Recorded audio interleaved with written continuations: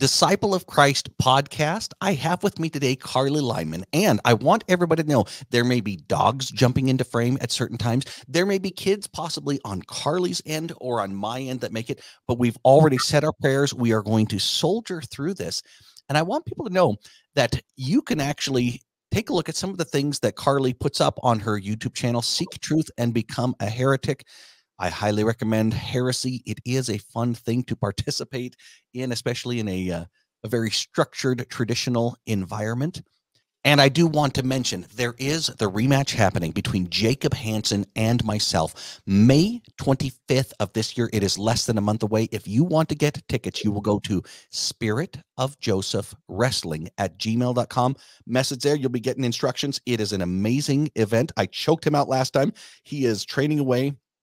There's going to be theatrical wrestlers. There's even rumors of fake Mitt Romney versus fake Brigham Young in a wrestling match, but there's going to be high-level jiu-jitsu practitioners competing with each other. There was boxers last time, stunt riders, incredibly family-friendly and high energy. Karli, you're all the way out in Tennessee. Are you going to make it out to the event?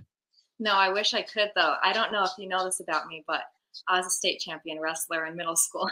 Holy cow, we are going to have to get into that. I would not have guessed that. Karli, will you at least do this? Give the 60-second version of who you are right now. If people wanted to like avoid the Google or online search, how would you describe yourself? Right now, I started on TikTok last year. I was called Karli Searches and Praise. I recently started putting my videos on YouTube, and I switched my name on TikTok and YouTube. I am Seek Truth, Become a Heretic. For those who are interested in what Karli puts out, I am putting the links to find her stuff inside of the show description. So with a couple of clicks, you'll be there finding out what's up with Miss Karli Lyman. Let me go back early. Probably my favorite starting question. What's the earliest you remember feeling some sort of relationship with God? I honestly felt God close to me my entire life. Since I was a really, really young child, I was always very invested in church. I loved my primary leaders. I loved to read my scriptures. I had two brothers, and I feel like my parents were always like trying to push them to kind of like get into church and the gospel things. I remember like on Sundays, my mom would try to incentivize us to do like Sunday worthy activities. And so one day she said, well, here's a list of things that you can do. You know, you can read your scriptures, write a letter to grandma, like, oh, this whole list of good Sunday activities. And I did like 18 of them. And she said for each one we did, we could get a cookie. I think she regretted that. Like my brothers maybe did one or two, and I just did like all of them. You were the one getting the cookies. Yeah, I always loved that. I always felt close to God. Ever since I was like 10 or 11, I wanted to serve a mission. Like I just knew that that was what I was going to do my entire life. And I always just planned to make God the center of my life. Well, describe this household. Is this an LDS household? Where were you living at geographically? And give us a little bit of insight where you fell in line as far as order of siblings. So I'm in the middle of two brothers. We're only about a year and a half or 2 years apart. We grew up mostly in Flagstaff, Arizona. LDS family. My mom was a single child, and her mom had converted when she was pretty young. And so in her family, like my grandparents, some of my grandparents weren't members, but she and her mom were. My dad's side were Pioneer Heritage, like all the way back to like the first missionaries in Ireland converting our great-great-great-great-great-grandpa. Okay. And Flagstaff, Arizona, long history of Mormonism. Would you say that things like prayer, family prayer, prayer at the dinner table, scripture study, family home evening, how devoted would you say your household was in your formative years, these young years? We always went to church. We always did our weekly activities. My mom would always try to do like the family scripture and study and stuff, but I remember it wasn't always super regular. Family home evening wasn't super regular, you know, in and out of, you know, times we were doing it and times we weren't. But my parents were always very very much trying to make the gospel the center of our home. And you mentioned at about age 10 or 11, you wanted to be a missionary. What would you say were the biggest influences causing that desire to grow, to be a missionary? I don't know what was my main motivation other than I just knew I wanted to serve God.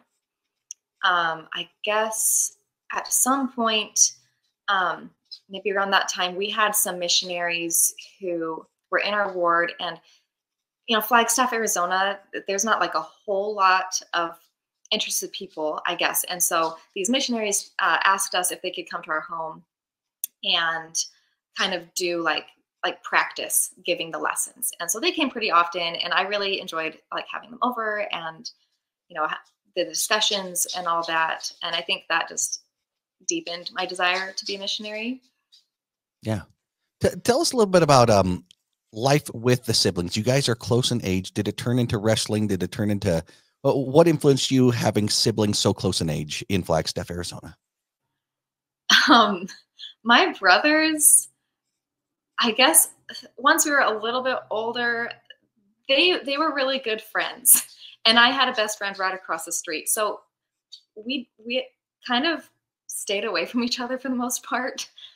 They were really good friends, kind of left me out, and I would just go across the street with my friend. And when we were home alone, sometimes it would turn into some wrestling, and they'd like tie me up and push me down the stairs and stuff. Oh, goodness. In a friendly sort of way? Or is like, how willing of a participant were you in getting tied up and thrown down the stairs? I mean, I was a little willing. It was fun. I was somewhat of a tomboy, so I liked to mess around. Did you become a wrestler yourself? I did. Yes, say on that. I love hearing about that.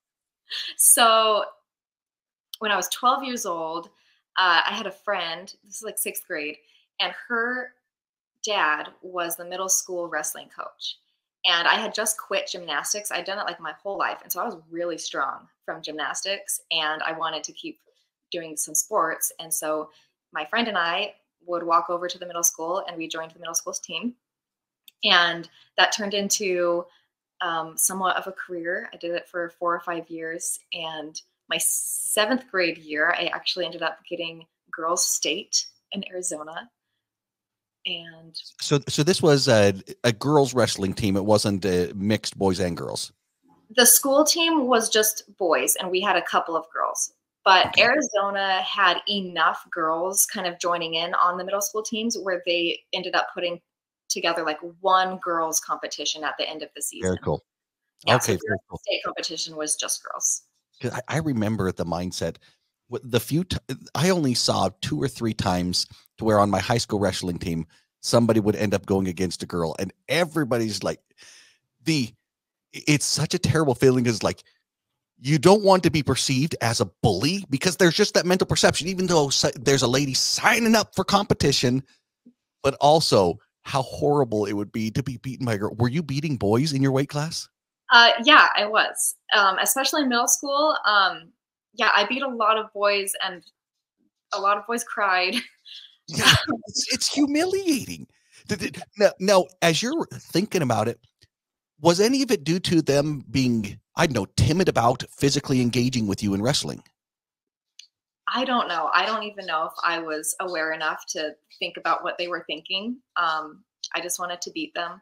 But it did get a lot harder once I got into high school, and all the boys hit puberty and were all of a sudden way stronger. And also, a little bit of inappropriateness.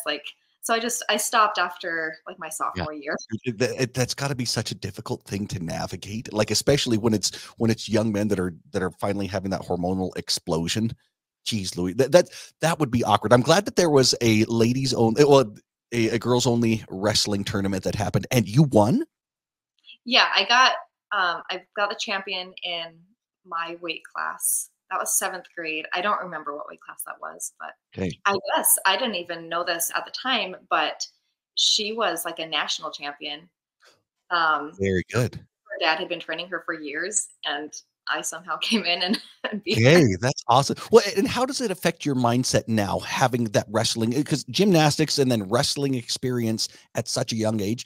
Do you find that it still gives you a certain kind of a mental edge on things. Yeah, I mean, I feel like I just have to be active. Like my mind works so much better when I'm active and I'm out there like fighting the fight, and I can like focus on like my mental fight, and yeah, it just helps me focus. Okay, good. Well, take us into this aspect of things. At what point did you actively prepare to become a missionary? Or you know what? Help me understand those teenage years. What is it that made you become the Karli Lyman that became a missionary? Oh, yeah, you probably weren't Lyman at the time. What is it that made it so you became the Karli that became a missionary? Um, I think one of the major experiences I had when I was a teenager, um, we didn't have very many members in our school, but we had a pretty good little Mormon friend group.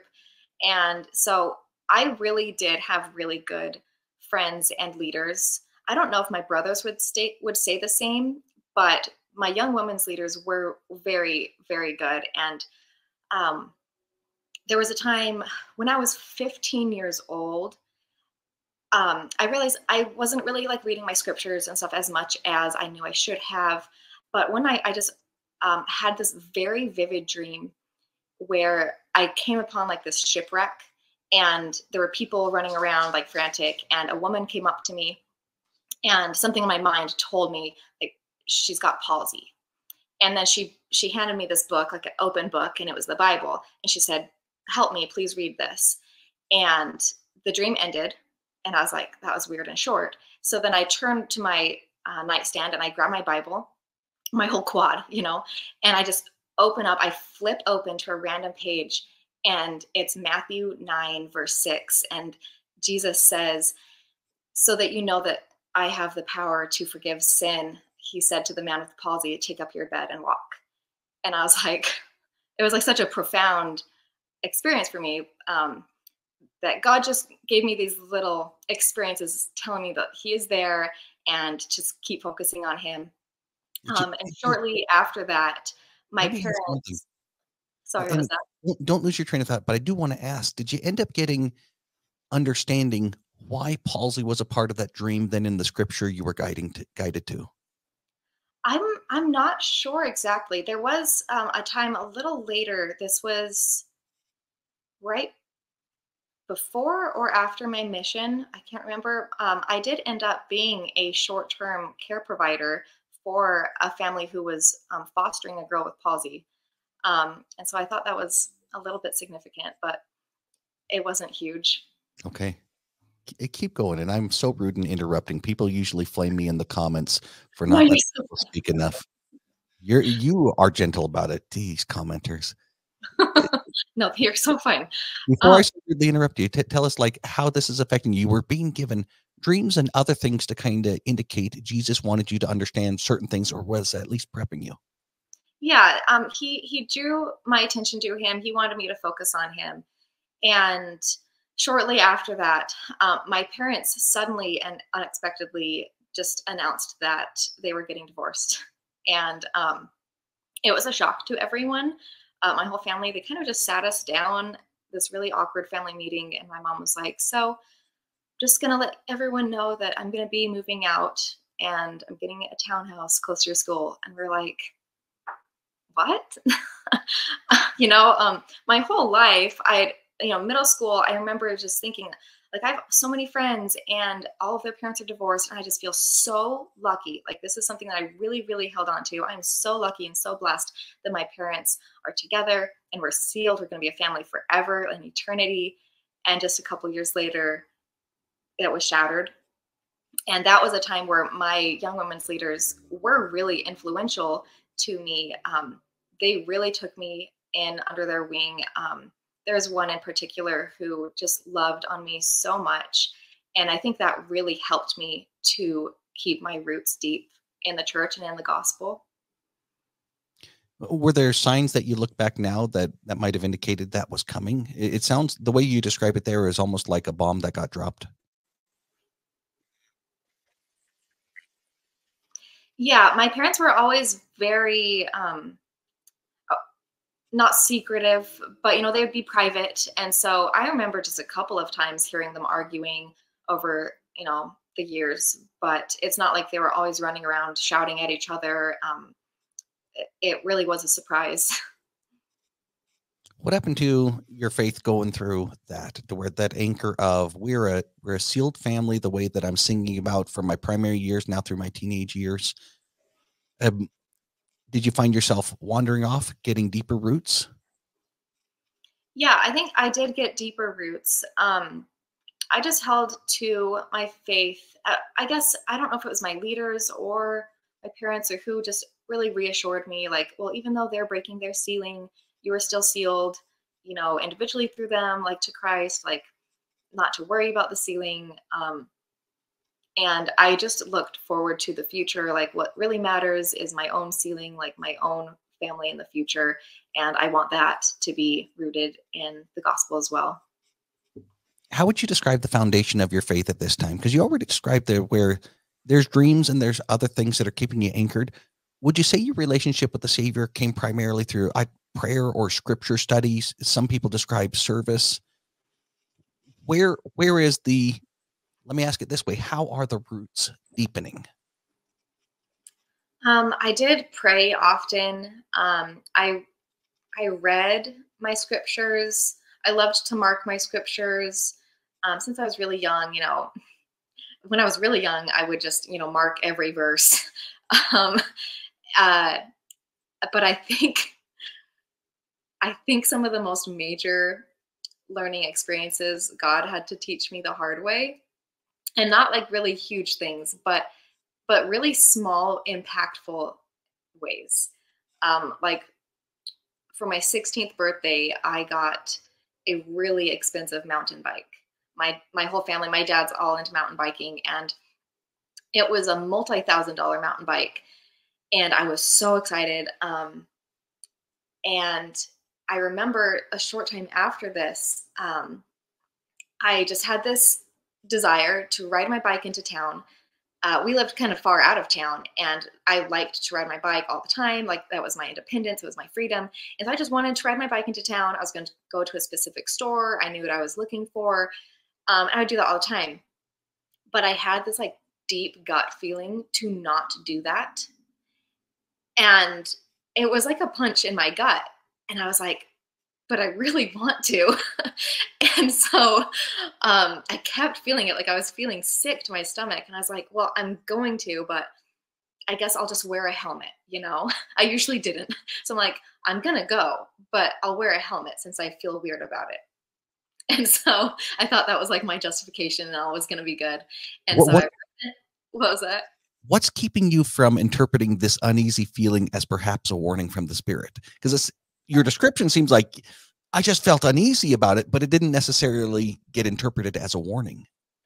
I think I did think it was a warning. I was just stubborn. And I was like, well, if it's a warning because I'm going to crash or something, I'll wear a helmet, So I was like, I'll still be fine. I'm just going to do it. And so I did. I rode into town. I wore my helmet. I went to the store I was planning on, and I locked up my bike.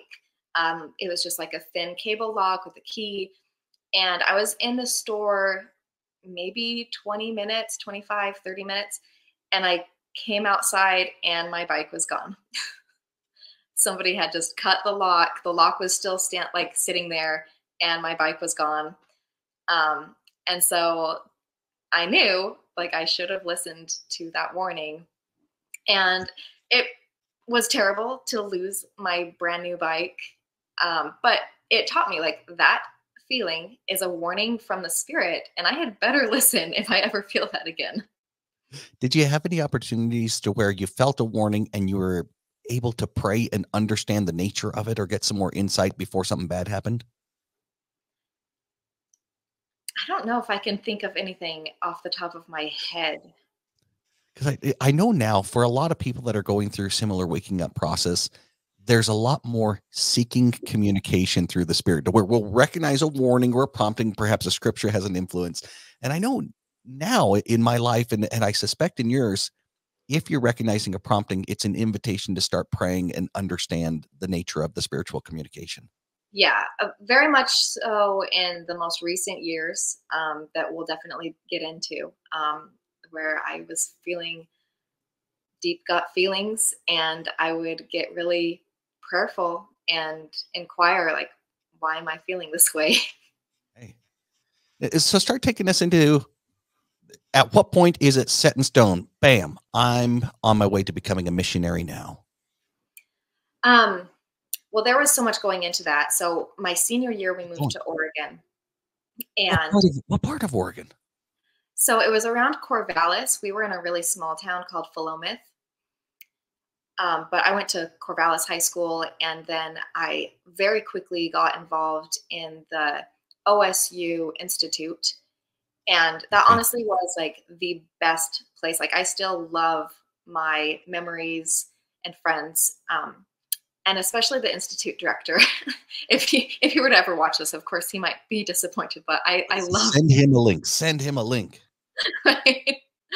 um, and so I got very involved, and that campus had so many international students and so many active, engaging members, that we had three sets of missionaries. So we had a set of sisters, a set of elders, and a set of Chinese elders.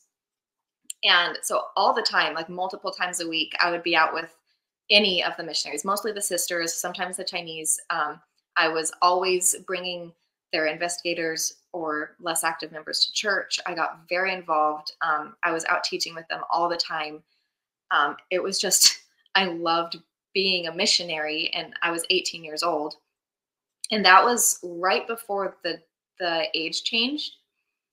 So I remember conference weekend, I don't remember what year that was, maybe 2012, was it? October. I drove to the Institute because I was going to watch conference with all my Institute friends. And I walk in like a few minutes late, they're doing the announcements. And there it is, the announcement that the age changed. And so, like, the next day, I'm talking to my bishop and getting my papers ready. Very good. And I just looked up right now where Corvallis is. I used to live in the small redneck town of Molalla.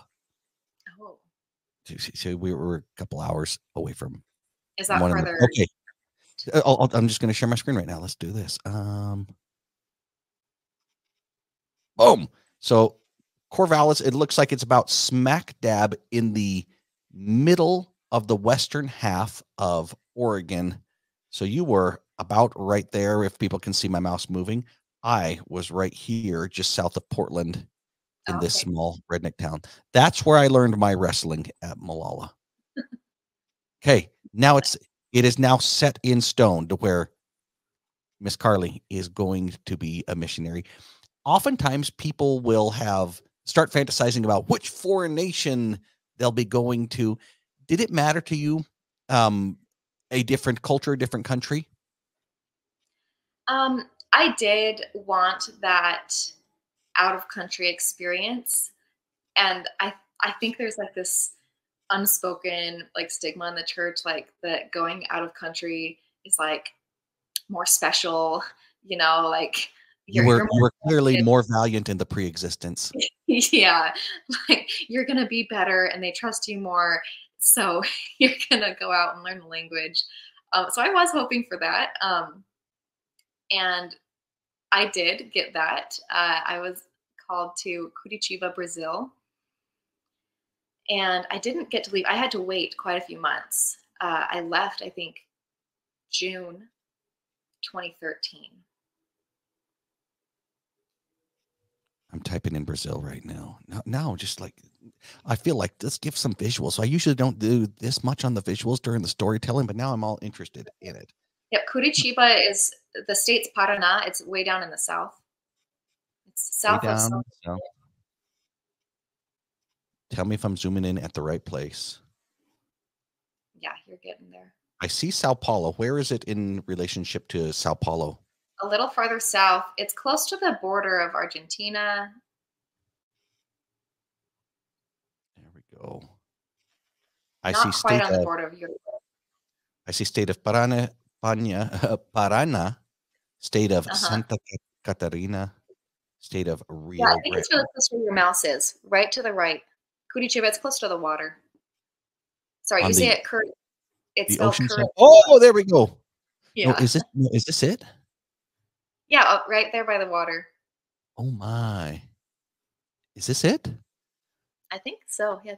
I think so. Not very I'm well bad with this. history. But anyway, the people are getting a little bit of visual. That's where you are in Brazil. And had you been outside of the country before this?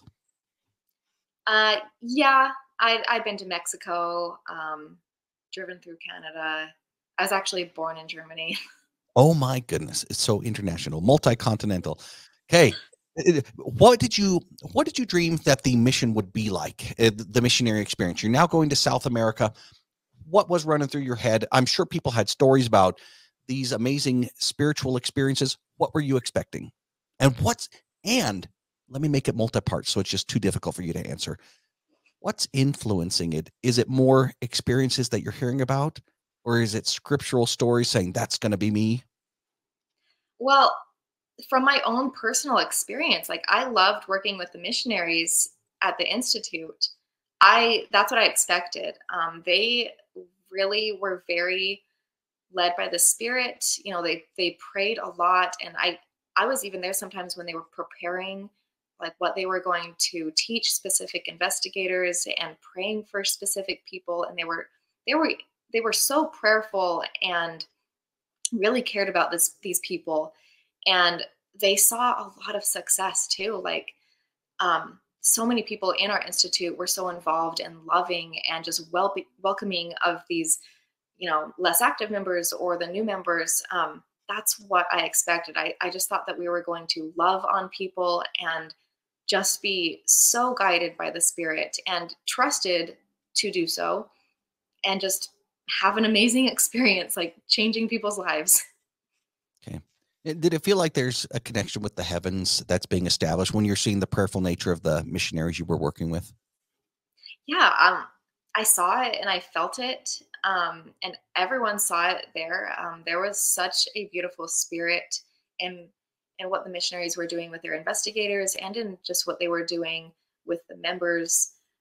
And you could see how all of them just had such a light, and they were just such great people, great friends. What happens when you get into the mission field? So for a short time, I did get to experience that. So I didn't get my visa quite on time. So I ended up going to the Provo MTC, and then I still didn't get my visa. And I went to Billings, Montana for one transfer. Okay. Did you like And it? that one transfer, like those 6 weeks in Montana, were the best 6 weeks of my entire mission. Tell us why. Um, so when I first got there, it was in the middle of the transfer, and I ended up getting put in a trio with the sister training leaders. They were in a very small town on the west end of Montana called St. Ignatius, a tiny little town, like didn't even have any sort of a grocery store. Like our shopping that we did locally was at a little Amish store where they sold expired food. And these sister training leaders were exactly what I had experienced in Oregon. Like they were so full of the Spirit. Like we had just amazing experiences, even though we didn't have a whole lot of people to teach.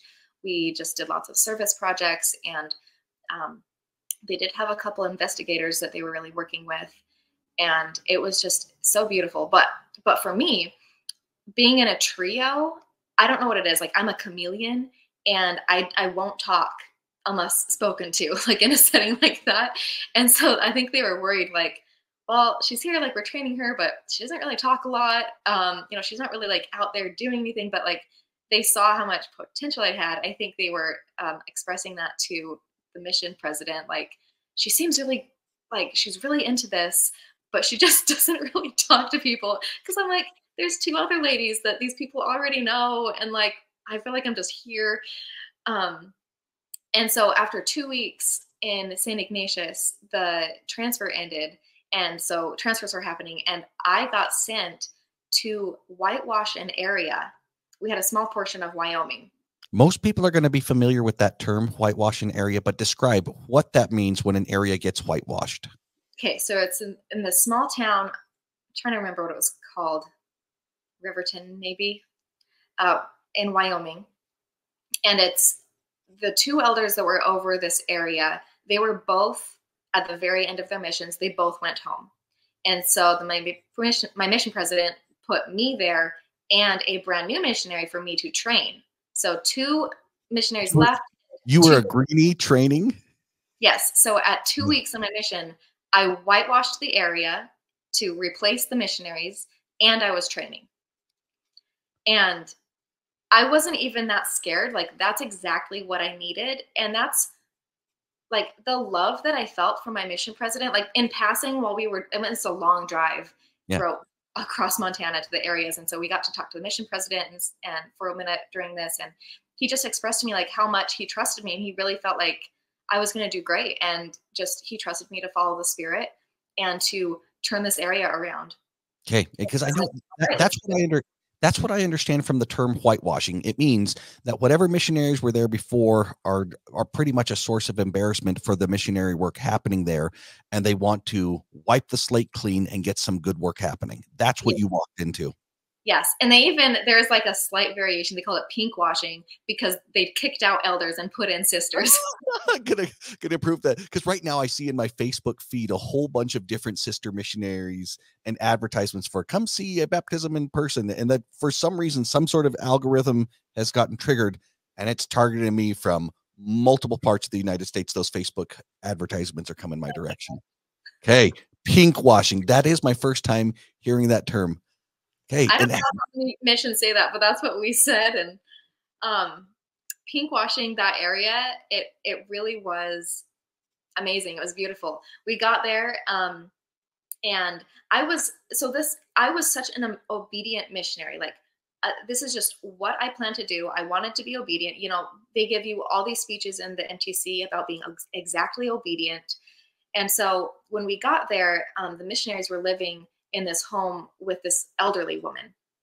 And for some reason, she was doing some sort of a renovation with the rooms. And so it wasn't set up yet where 2 beds were in the same room. And so they're like, oh, well, there's 2 different beds, so you'll sleep in different rooms, but it's okay. The president approved it. And I was like, no, that's not okay.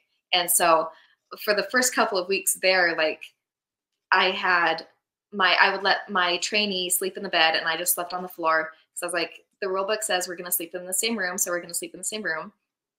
And we went through their area book. Like, I think that's pretty standard, right? So a lot of American missions will have this huge 3-ring binder, and they have all their lessons like listed out. Like, we taught this person this day, and we flipped this open, and there was nothing. There was like they had been on vacation. Yeah, they had done nothing. What kind of rumors were you hearing about the missionaries you were replacing? So they were over 2 wards. One was a family ward who said they never saw them, basically ever, because the other ward was the young single adults ward. Oh goodness, they're hanging out with their new homies. Were they getting girlfriends? Oh yes. Yeah, we got their phone and I could see text messages. They're flirting with girls. So they had one little note in the area book where they had visited this one family in the family ward. And so we're like, okay, well, it's one person. Let's go. Did they have a teenage daughter, that family? I don't think so. So we went and knocked on their door. This is what happened. So we went and knocked on their door and like, hey, we're the new missionaries. We saw that the elders had been teaching you. And they're like, oh yeah, they came over, you know, like every Friday we'd go ride quads and shoot bows and arrows. And we're like, okay. There we go. Plus we were messing with fireworks and firearms. Yeah. And like, they were not interested in lessons or church at all. They just had fun with the missionaries. It was vacation. And in the short time that you were in Montana, did it feel like, hey, this is now going in the direction that the Lord wants? Oh yeah. You know, the first couple of days we were realizing how run down this area was. Nobody was being taught. And so we just prayed and I was like, hey, like, we're going to turn this around. And so immediately we just mapped out our area and I was like, here's all the roads. We're going to start here and we're going to knock every door. And we just started door knocking because we had no other leads. And we started getting really involved with the family ward. And the bishop, I remember, just being so grateful. We had ended up contacting, I can't remember how we contacted them. I guess maybe we asked them for a less active list. So he contacted some less actives, and one showed up to church, and we sat with her during church, and the bishop was like, I can't believe you got her to church. She hasn't come to church in like over a year. Um, and so we were actually getting things going. And there was some other missionaries in the same town, other side of town, and I can't remember how they met them, but they had just come across this guy. I think he was from Australia, and he saw them down the road, and he's like, hey, are you missionaries from the Mormon church? And they're like, yes. He's like, hey, so listen, I just work here. Like I'm like in town for work. He's doing an oil rig Yeah. job, and But you have to do his accent. I honestly don't even remember. I'm Okay. not an accent person. Keep No, going. Don't let me interrupt. no. But so, and he was some young single guy, but he's like, hey, so I want to go to your church, and I think I want to get baptized. Like, I went to your church website, and I bought all your books. I have all your books. I've read a lot of them. Like, can I go to your church? And they were like, oh, okay, yeah.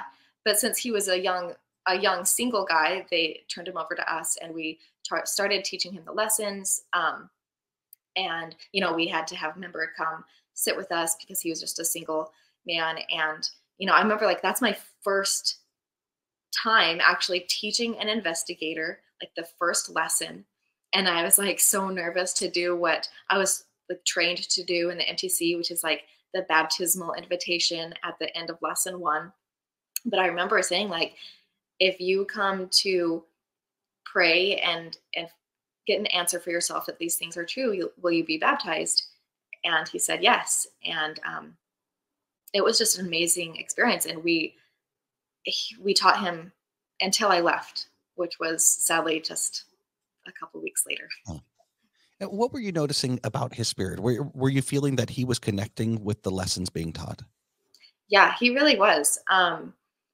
He was really engaged. I don't know how he had come. I don't remember. He probably told us, but I don't remember how he had come across the church, but he had read so much on the church website, and he had already been reading, different books and manuals or the Book of Mormon, and he was eager to learn. And he's like, I love this. It sounds great. You people are so nice. Like, yeah, I'm going to keep doing this. I know there's certain people that the Lord perhaps, there was one guy that I met on my mission. He took us out we went on splits with him one time. I forget his name, but this is while I was in Ames, Iowa. Nice young guy. He had only joined the church a few years earlier, and he's super friendly, but like a nerd kind of mind, where it seems like he's the kind of geeky that I absolutely love, but slightly socially awkward, very friendly. And he had gone to the library and checked out the Book of Mormon at the local library. Oh my gosh. And he read it, gained a testimony of it, just like this makes sense. There's nothing like, I had the spirit overwhelm me. He's like, no, this is true. Let's look up. I don't even think the internet was the way to look it up. He looked up the church, and he got the local missionary's number and says, so I've read the Book of Mormon. I know that it's true. I just want to see if you guys do baptism and what I need to do to be baptized in your church. And the missionaries hung up on him because they thought it was other missionaries playing a joke. Oh my gosh. And he called back. So in other words, what you're describing with this Australian guy, I realize the Lord preps certain people, and it's just a natural fit because they at least have a level of harmony in their life that they want to move forward in this. Yeah. Hey, from Montana to South America, how are things going? In short, I wish that I had served my entire mission in Montana. As soon as we got to Brazil, the mission president had just barely changed. Like, they were actually so new that when I was in the MTC, they flew to the Provo MTC to visit because they were being trained. And so they started their mission the exact same time I did. And so when I got down there just a few weeks. Is this a Brazilian mission president? Yes. Yeah, he's from northern Brazil. And so as soon as I got down there, of course, I didn't really know any Portuguese, but there was an overall very like cumbersome, terrible spirit with all of the missionaries. I was again in another trio. And so I was trained in a trio, and we also had 2 other sisters living in our home. So we had 5 whole girls. And one of them spoke a little bit of English. So I was able to get a little bit of information from this one. But essentially, everyone was feeling really uneasy and upset about this new mission president because he had come in and basically just kind of chastised everyone, like, for being the lowest baptizing mission in Brazil. And he said that he was going to change things around. He's going to teach us how to have faith and make some miracles happen. And the way that he went about it was really off-putting to most of the missionaries. So it's sad because where you saw in Curitiba is really far south. In southern Brazil, there's actually a lot of European migration. So it's actually a very European state. A lot of like white people, and it's not like the whole, like, missionaries sometimes think of like Brazil and they're like, oh, everybody's Catholic and easy to convert. But it wasn't that way in Curitiba because it was a totally different dynamic. People were just a much more European. People like would just not answer the door. They weren't as friendly. And so that played a big part in why we were a lower baptizing mission. And the mission president before, I guess, had just been very loving, loving on the missionaries and wanting people to really establish relationships. And he wasn't all about numbers. And all the missionaries loved him. And he wasn't like super lax. Like, it's not like they did nothing, but that's what the new mission president thought. And he said he was going to whip everybody into shape. I want to ask about that spirit that you felt. You referred to it as cumbersome. As you're looking at it now, let me have you put your mind into the time that you're there and the other missionaries. Were you and other missionaries interpreting as a different spirit that is having its influence, or is it more in part or dominant the worries about, all right, this new mission president is very different, he seems very harsh?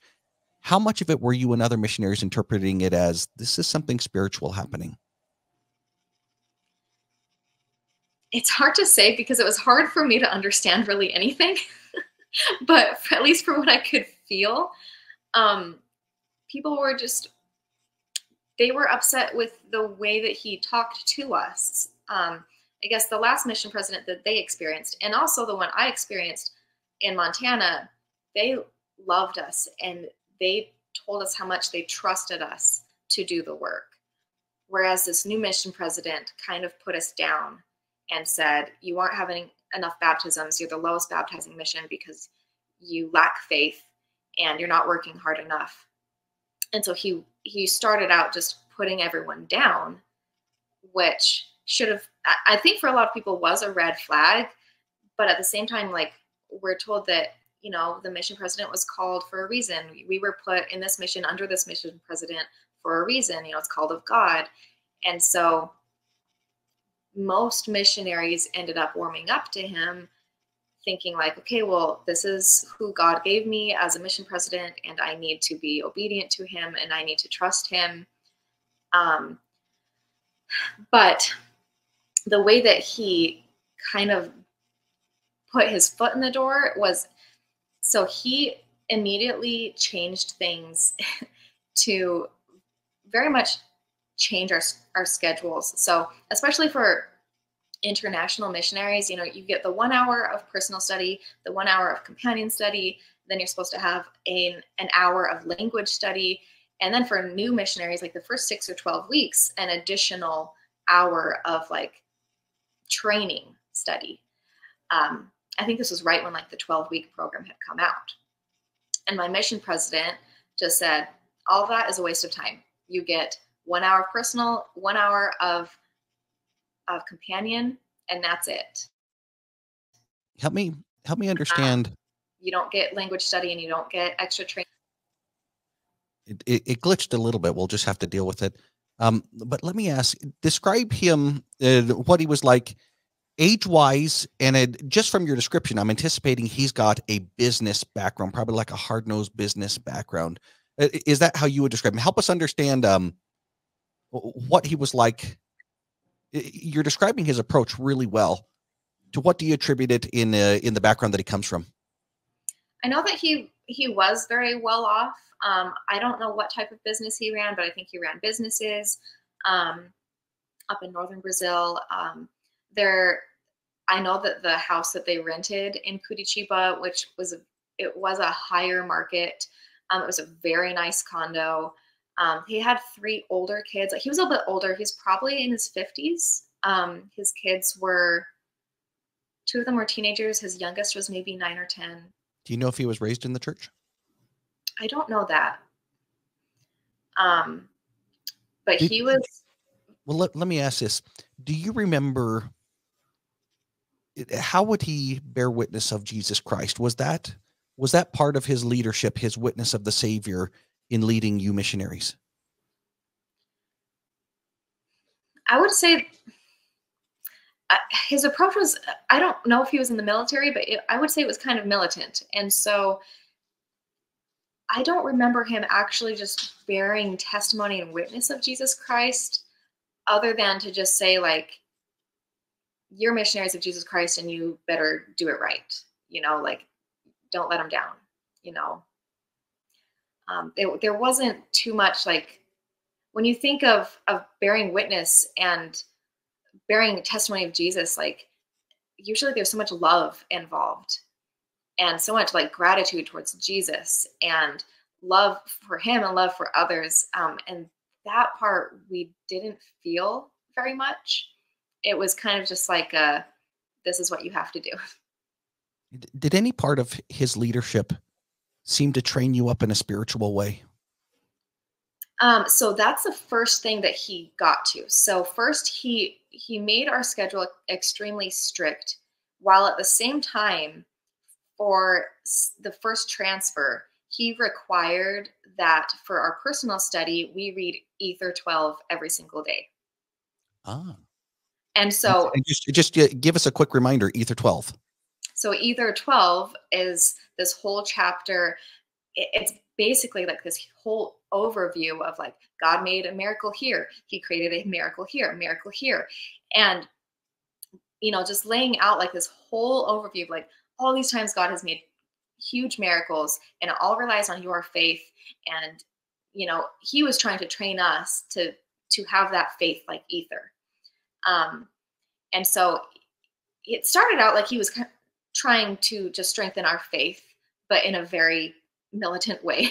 And for me as a new missionary, reading Ether 12 took the entire hour of my scripture study because we weren't allowed to read or speak in English at all.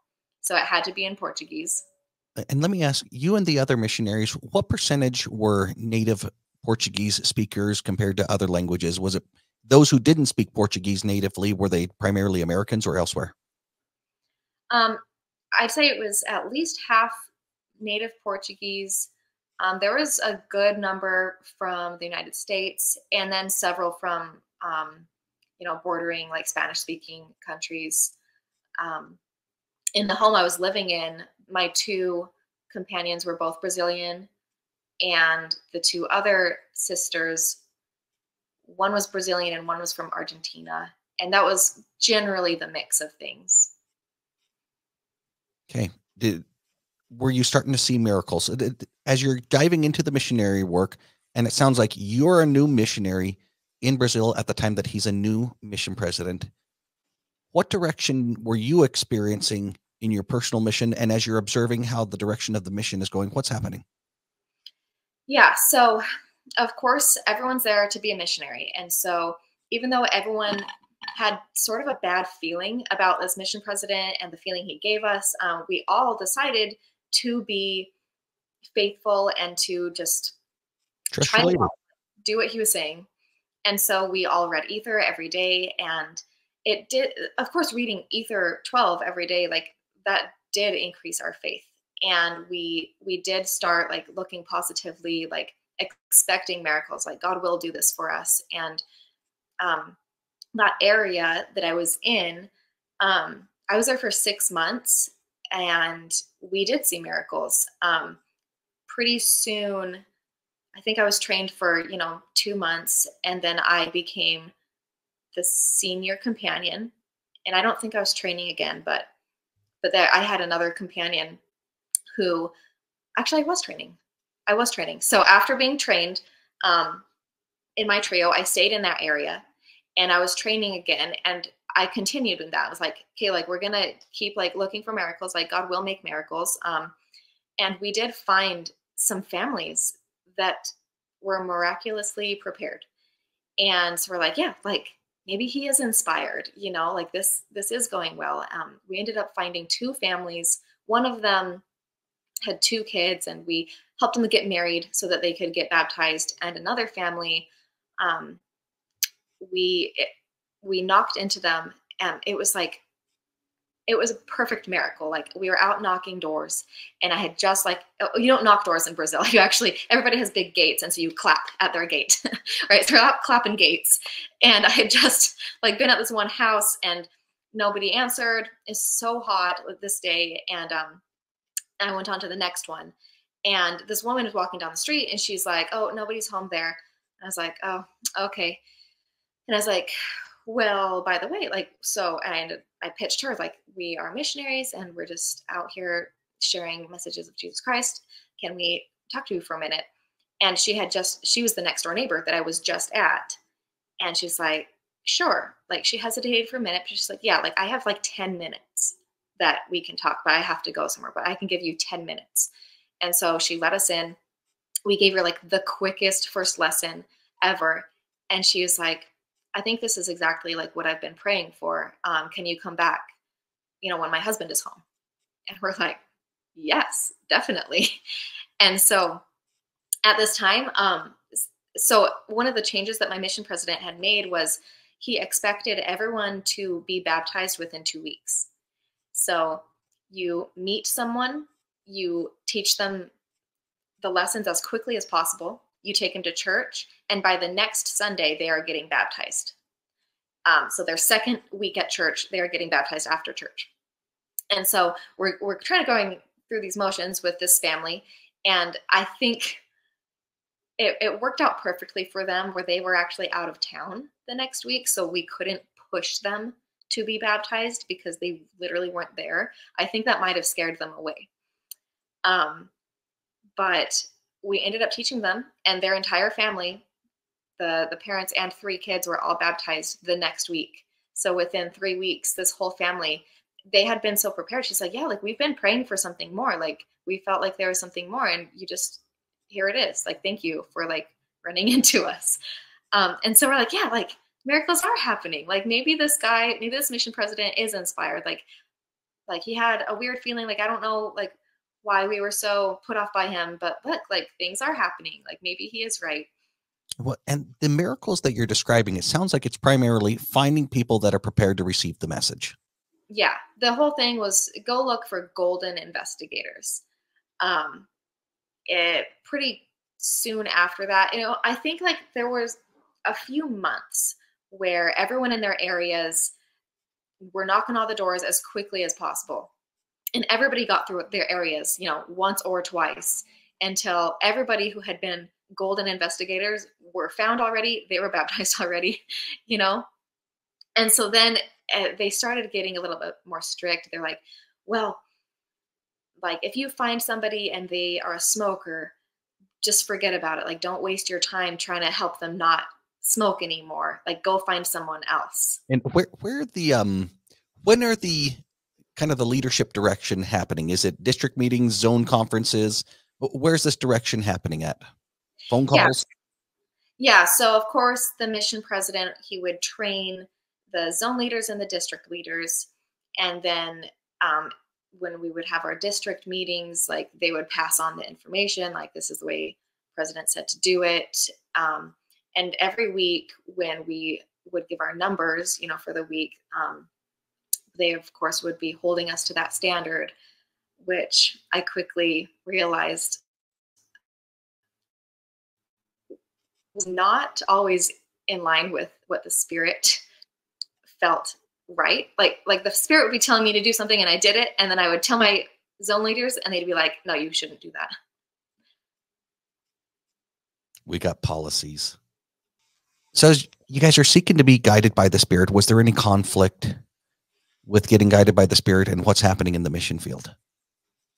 Yeah, I quickly found out that what I had always practiced, being a missionary in Oregon and in Montana, I would feel like I would be praying to be guided and to know what to do with my investigators and where to go and what to do. And then when I would report that back to my district or zone leaders, it would be shot down. Like, nope, president said it shouldn't be that way. You shouldn't do that. The biggest example is I had been in this area. This was almost at the end of the 6 months. And so we had knocked through this area, talked to every single person, and feeling like there was nobody left to talk to. And I just prayed to God, and I was like, I know that you can give us someone. Just guide us. And so we went out knocking, and we didn't have that much time. Like, we had maybe an hour before lunch, our lunch appointment. And so we were just knocking doors right next to our home, it was close to our home and close to the church. And we knocked on this one door that we had knocked on a dozen times. And I was just like going through the motions, like nobody's going to answer again. Nobody's ever answered. But all of a sudden somebody opened the door, and this woman came out of the house, and she walked down this long driveway crying. And she was so quiet. She didn't say anything. She was just crying. And she opened the gate for us, and she said, I said, hey, like, we're missionaries and from the Church of Jesus Christ of Latter-day Saints. Can we share a message with you? And she's like, yes, please come in. So we sit down with her, and she's got a couple of little kids running around, and she ends up telling us that she used to be a member. I think she grew up in the church, but she hadn't been in several years. She had married and gotten, her husband, I guess, had gotten into some trouble, and he was in jail, and she was in this really hard time in her life. And she's like, God has been telling me to go back to church, and I've always resisted, but I know that it's time, and he sent you to me. And so I'm ready. Like, I'm willing and I'm ready, and I'm going to go to church with you. And it was such a beautiful experience. And, we were obviously led to her, and that was probably a Friday or Saturday. And so that Sunday we walked with her. It was really close to our house. So we just went over, we walked with her young children to help her walk to church. And we brought this family back into the church. And to this day, she is still a strong, active member, raising her kids in the church. And so that night, I was on the phone with my district leader and reporting my numbers, how many lessons we did, how many baptisms. We didn't have any baptisms that week. But I reported to him that we found this less active. And she was completely prepared and willing to come back to church. And we walked with her to church. And he's like, whoa, sister, like, you do not walk to church with less actives. You don't walk to church with members. You have to walk to church with an investigator. That was one of the rules, is like, you have to have an investigator to walk with to church every week. And so I was like chastised for walking with somebody who is already a member. And that like really irked me. Like, I knew deep down, like, that was wrong. And I was being chastised for like bringing somebody back into the church who God led us to. And I was like, I didn't say anything to him. I didn't argue with him, because he was just following orders. I really like this guy. He's a nice guy, just doing what he was told. And that's what we were all doing. Yeah. But I'm noticing so much, because I've at least been in the work world long enough that I see the personality that forms with corporate standards. And that's what I'm hearing you describe, because I've seen numerous businesses. It doesn't matter. There cannot be a level of trust in individuals to do things effectively according to the way that they understand how to be effective. It's a matter of like, no, we need a process that anybody can follow. And it becomes lowest common denominator type of actions. What can we have everybody do? Yeah. And you're irked, but are you complying? No, so that was pretty early on in my mission, and I was still like, I still knew that God sent her to us, and so I was like, whatever, like I'm still gonna walk with her next week, and we did.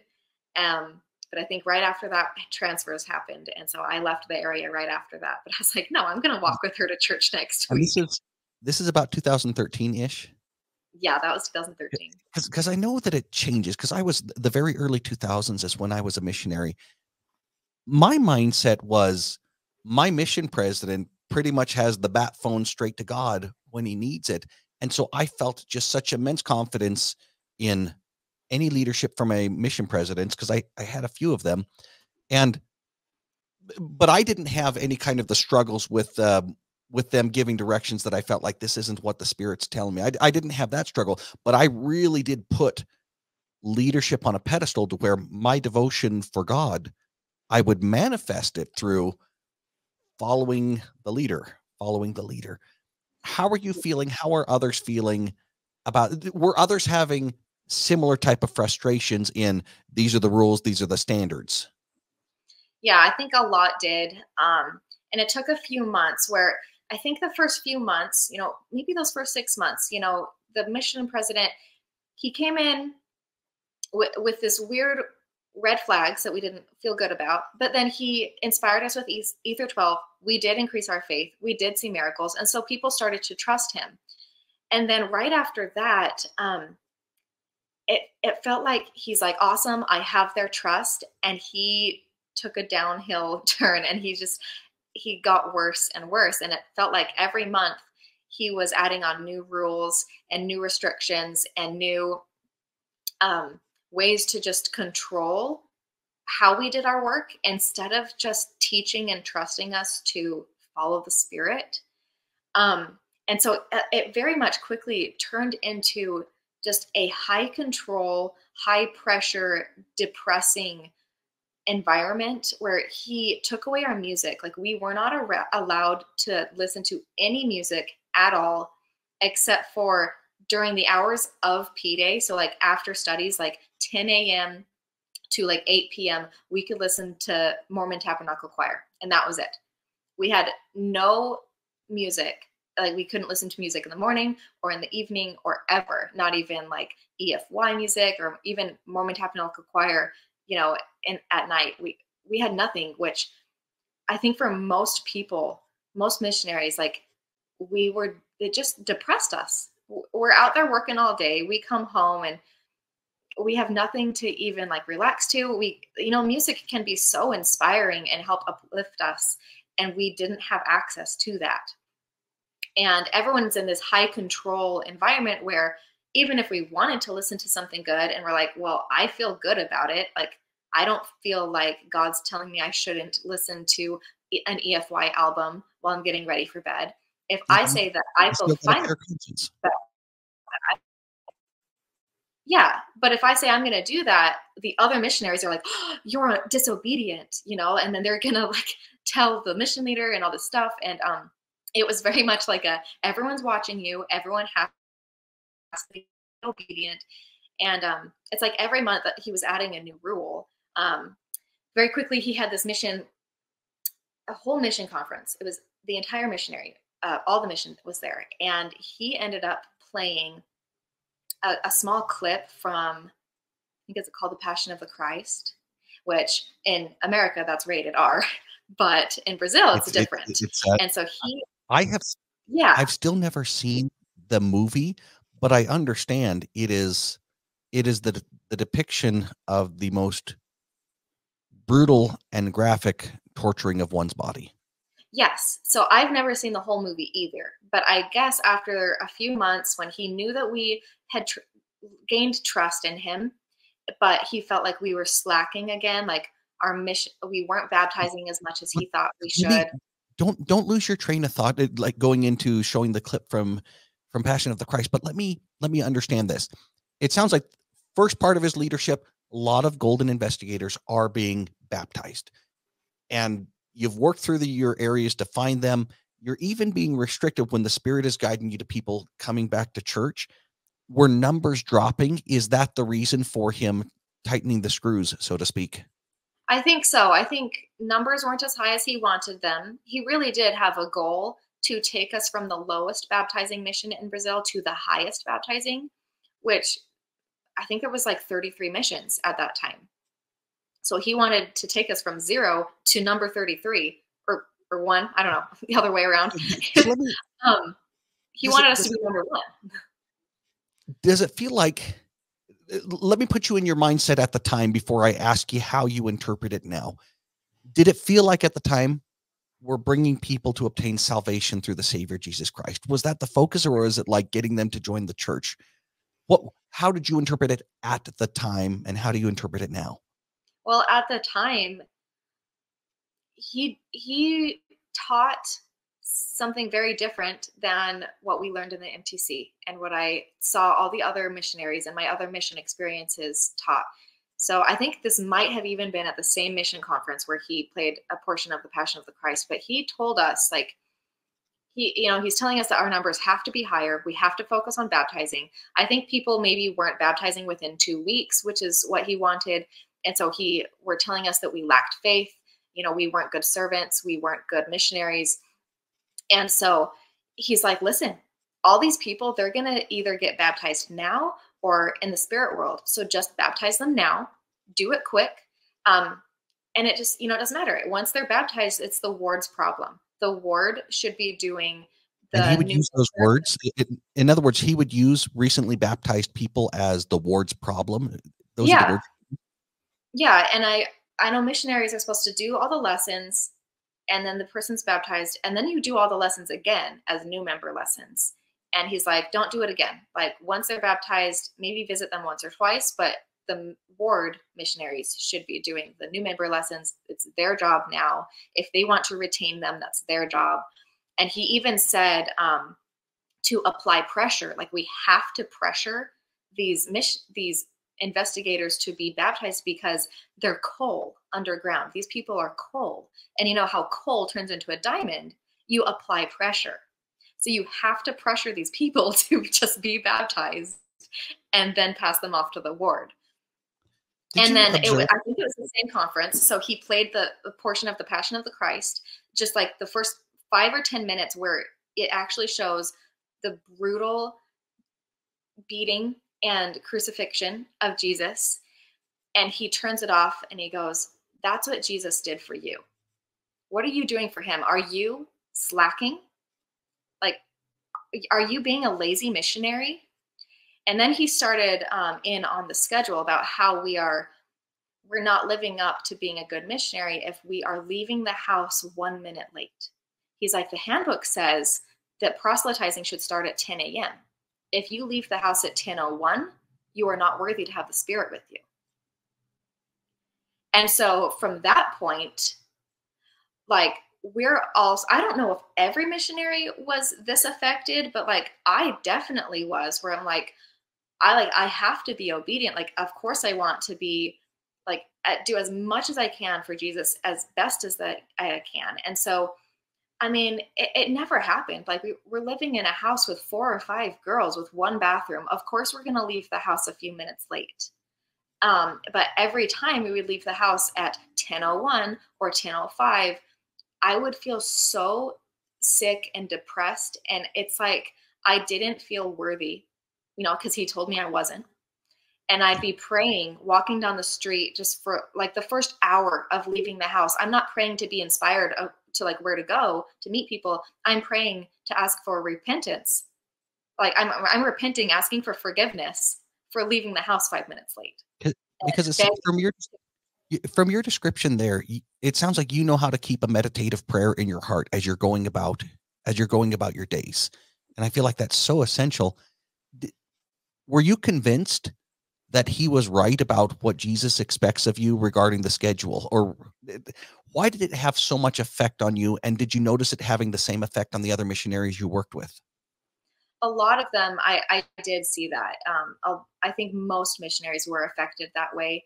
Of course, we had been trained in the MTC, and in all the manuals, we're told to be exactly obedient. And so we're exactly obedient to the manual. We are exactly obedient to the mission president, and if we're not, we're going to miss out on blessings. We're not going to be guided by the Spirit.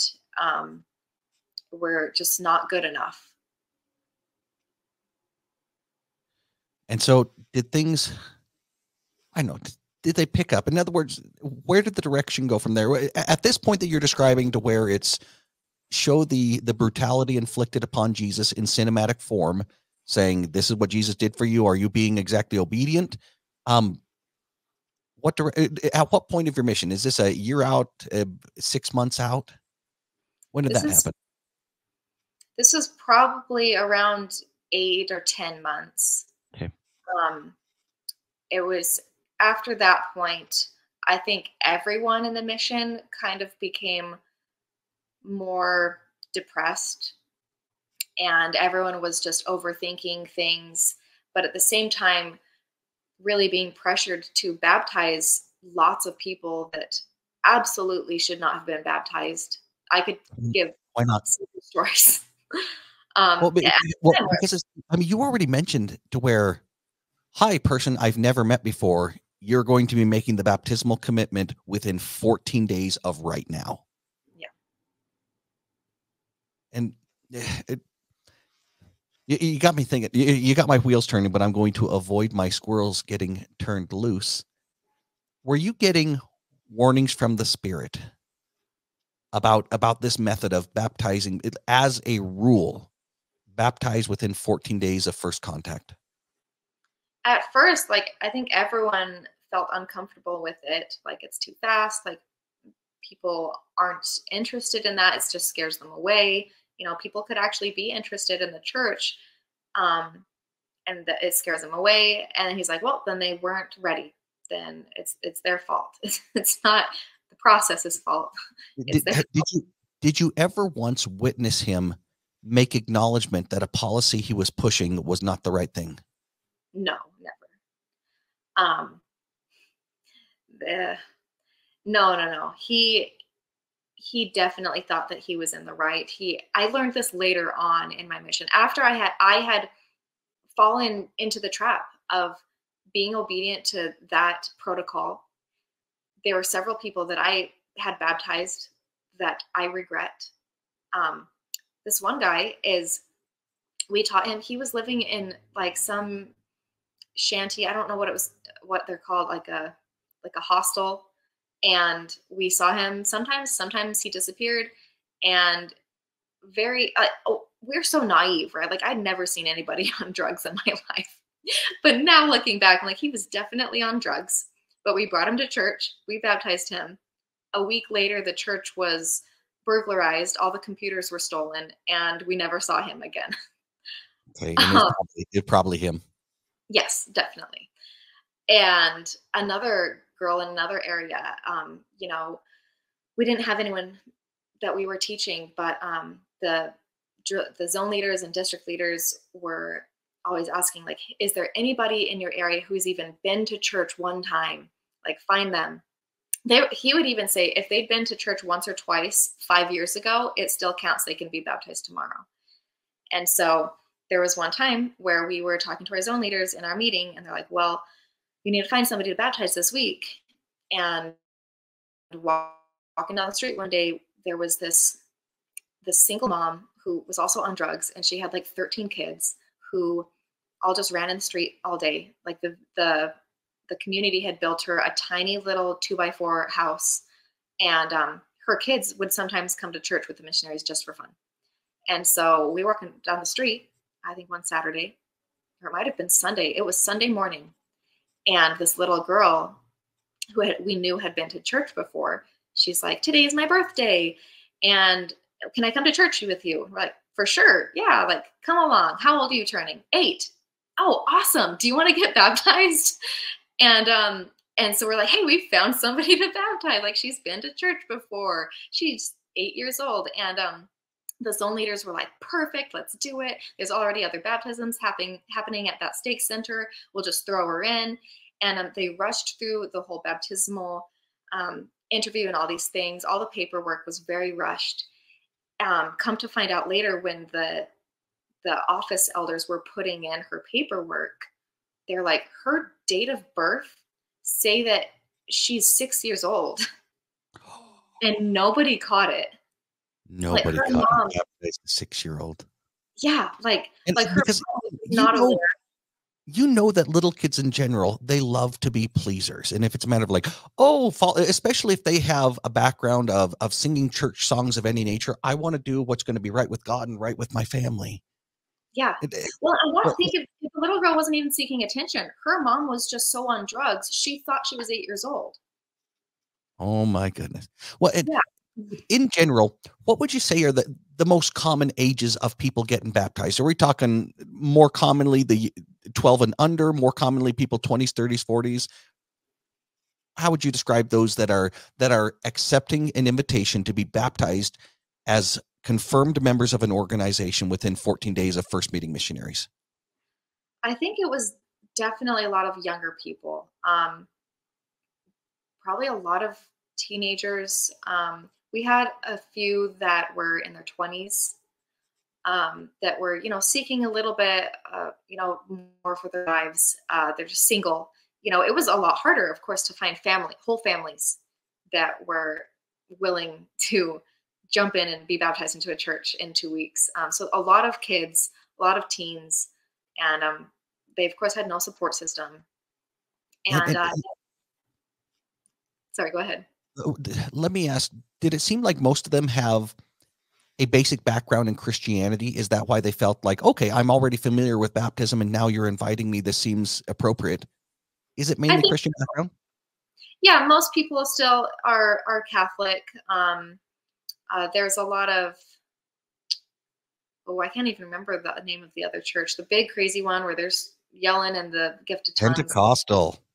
Yeah, there's a lot of Pentecostal churches down there. Um, so yeah, I think everybody's familiar with Christianity down there. And so it was just, oh yeah, another church, another youth group, you know, How nice how people. often how often were you observing people that you felt confident they understand the covenant they're making with God and they're ready to make this covenant? I I baptized 18 people. There was the family of 5 that they definitely were. They, I think, for the most part, are all still very active. I think one of them is on a mission right now. Actually, they were very much spiritually invested. The other family, for I think somewhat, but I think they might have been a little bit just more interested in the community and the youth group. Our other baptisms, the younger people, I think maybe one one or two were really seeking truth and wanting, Jesus in their lives. So in the around 2008 to 2010-ish, my grandfather was living in Chile and he was in the same ward as Elder Holland, Elder Jeffrey R. Holland. Elder Holland spent, I think, 3 years there taking multiple dozens, I think it was 36 or more steaks, and reducing them down to only about 1 dozen steaks, like literally chopping it into third, because there had been such a widespread practice of baptizing thousands and thousands upon Chileans who had no idea what commitment that they were making. And they had built all of these buildings and organized all of these stakes based upon baptismal numbers, and then it's just so dramatically being reduced. Um, Just buildings. did it seem like that to you?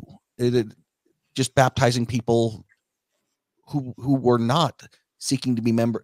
Well, let me even go back a little bit. Just my mindset right now of Article of Faith number 10. We believe in the literal gathering of Israel. All of the things to where God's kingdom. Does it seem like you were primarily baptizing people who didn't understand, didn't have that vision of what the church's mission is? Yeah, absolutely not.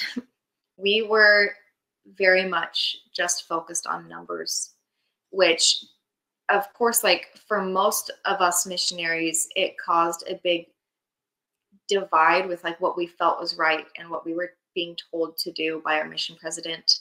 Um, but ultimately, most complied because it was so ingrained in us to be exactly obedient. There came a point in the mission where I found out that the mission president had been choosing leaders, like zone leaders and sister training leaders based on numbers, of course. Like, you only get to be in a leadership position if you are the highest baptizing. And I found out that the sister training leader, she had so many baptisms because she was in the poorest area in the mission. And she would trade people microwaves for being baptized. Like, I don't know if she had a lot of money at home or what, but she would buy a microwave for people and say, I will give you this microwave, because they didn't have a microwave. They're so poor. I'll give you a microwave if you come get baptized in our church. And when I found that out, I was like, how is this our leadership? And the mission president knew that that was going on. And this is so wrong. Like, we're not building up Zion. We're not building people's testimonies. We're not even teaching them who Jesus Christ really is. It's flagrant mockery of that ordinance. Yeah. Is there, like, we're going to keep going with what's happening there, but as of right now, is there any evidence that there's been repentance of that flagrant mockery of the ordinance of baptism?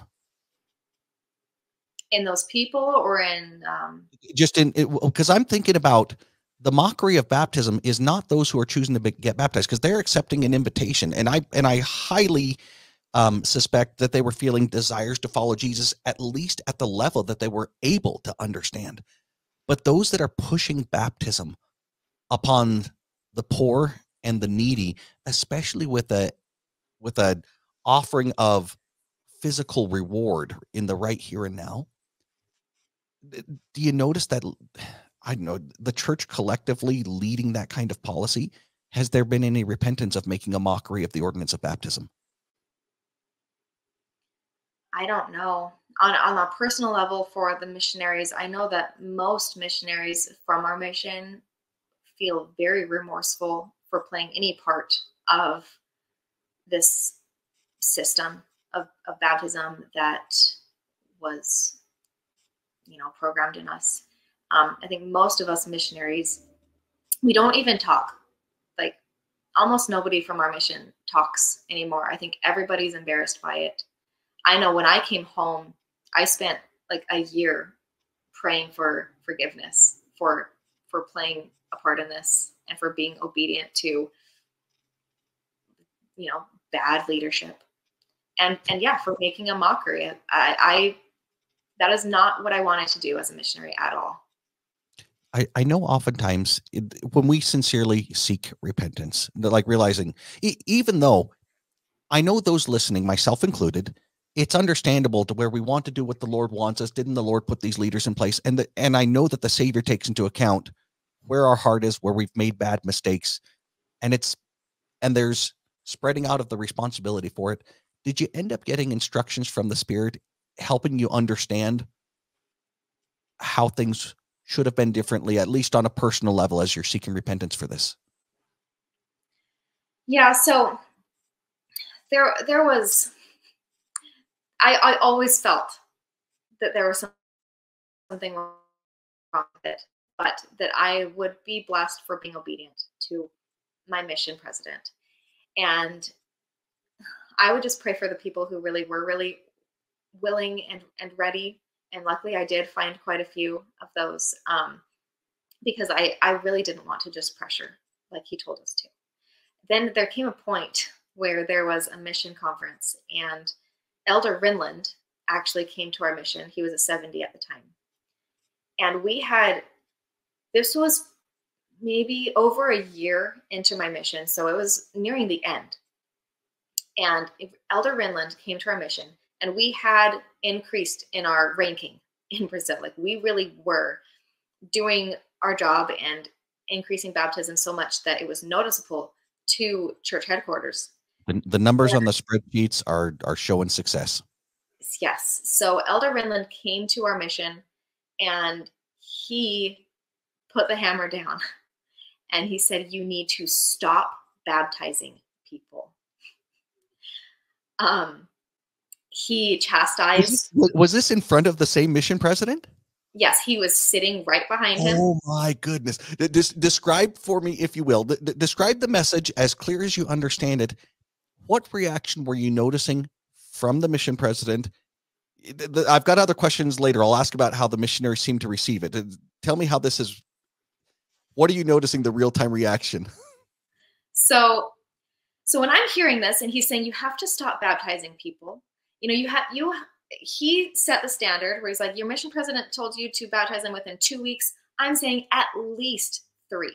If they're really ready, sure, they can be baptized in 3 weeks. But he said he really needed us to go and retain all these people that we had baptized, to stop baptizing people so quickly. No more baptizing just kids without parents and stuff.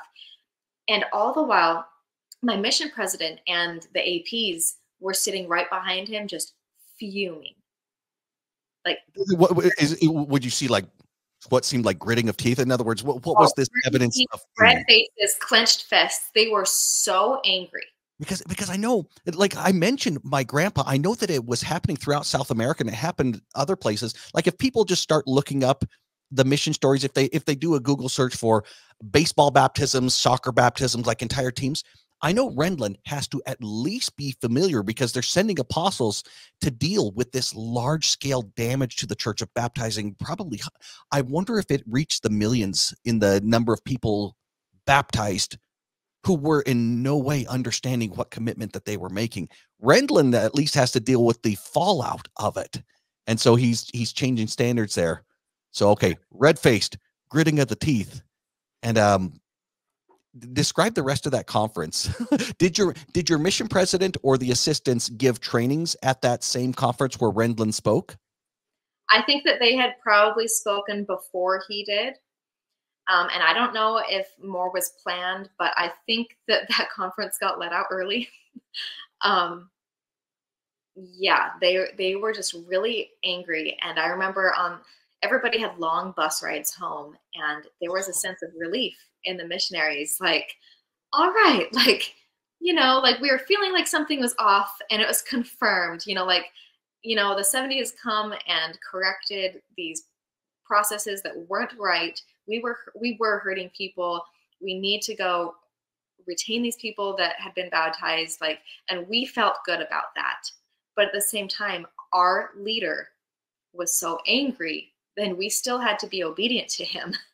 Like, it really just put us in this place where we had to choose who to listen to.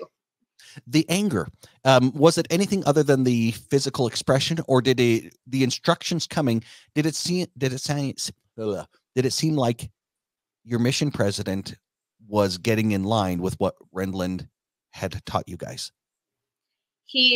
I think that he must have had some more private conversations with him afterward. Like, we're really going to be, watching you after this. And so he did stay in line with the standard that he set to change it from 2 weeks to at least 3 weeks. So that he did accept, but he still wanted us to pressure everybody to be baptized within 3 weeks.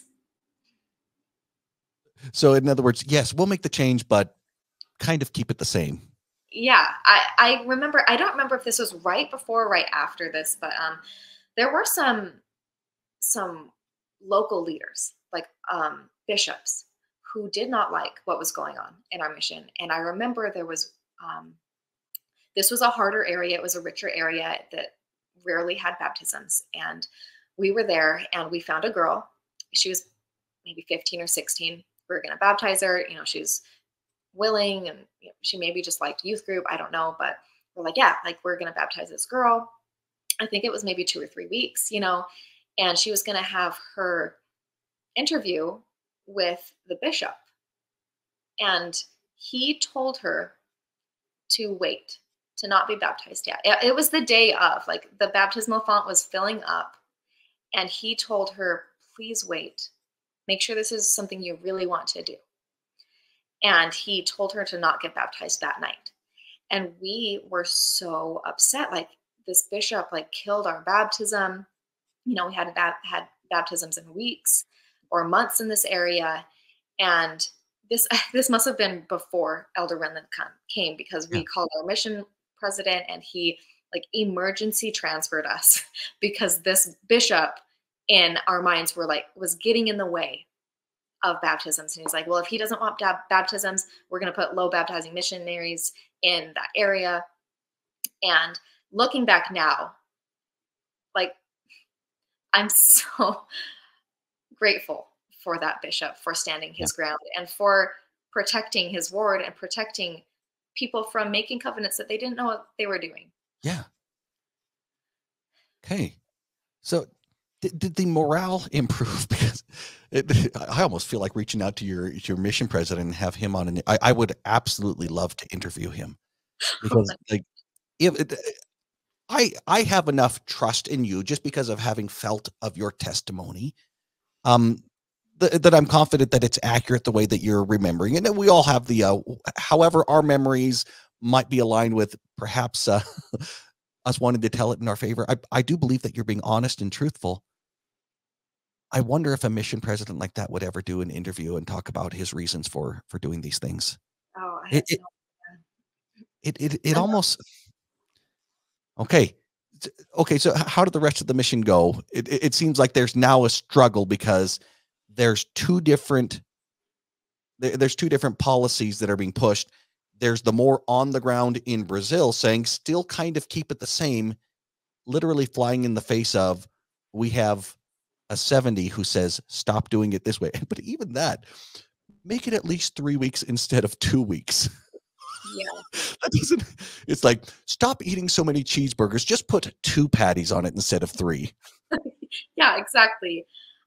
It was a very big rebuke in front of the entire mission. We all knew, what was said, what was expected, but unfortunately, things kind of just stayed the same, and morale did lower again. Like, most missionaries were just still depressed. We were so depressed, like, because we're all in this hard place of, we're wanting to do what's right. We're wanting to teach people and follow the Spirit, but at the same time, we're just being told and held accountable to like how many baptisms we can get and pressuring people.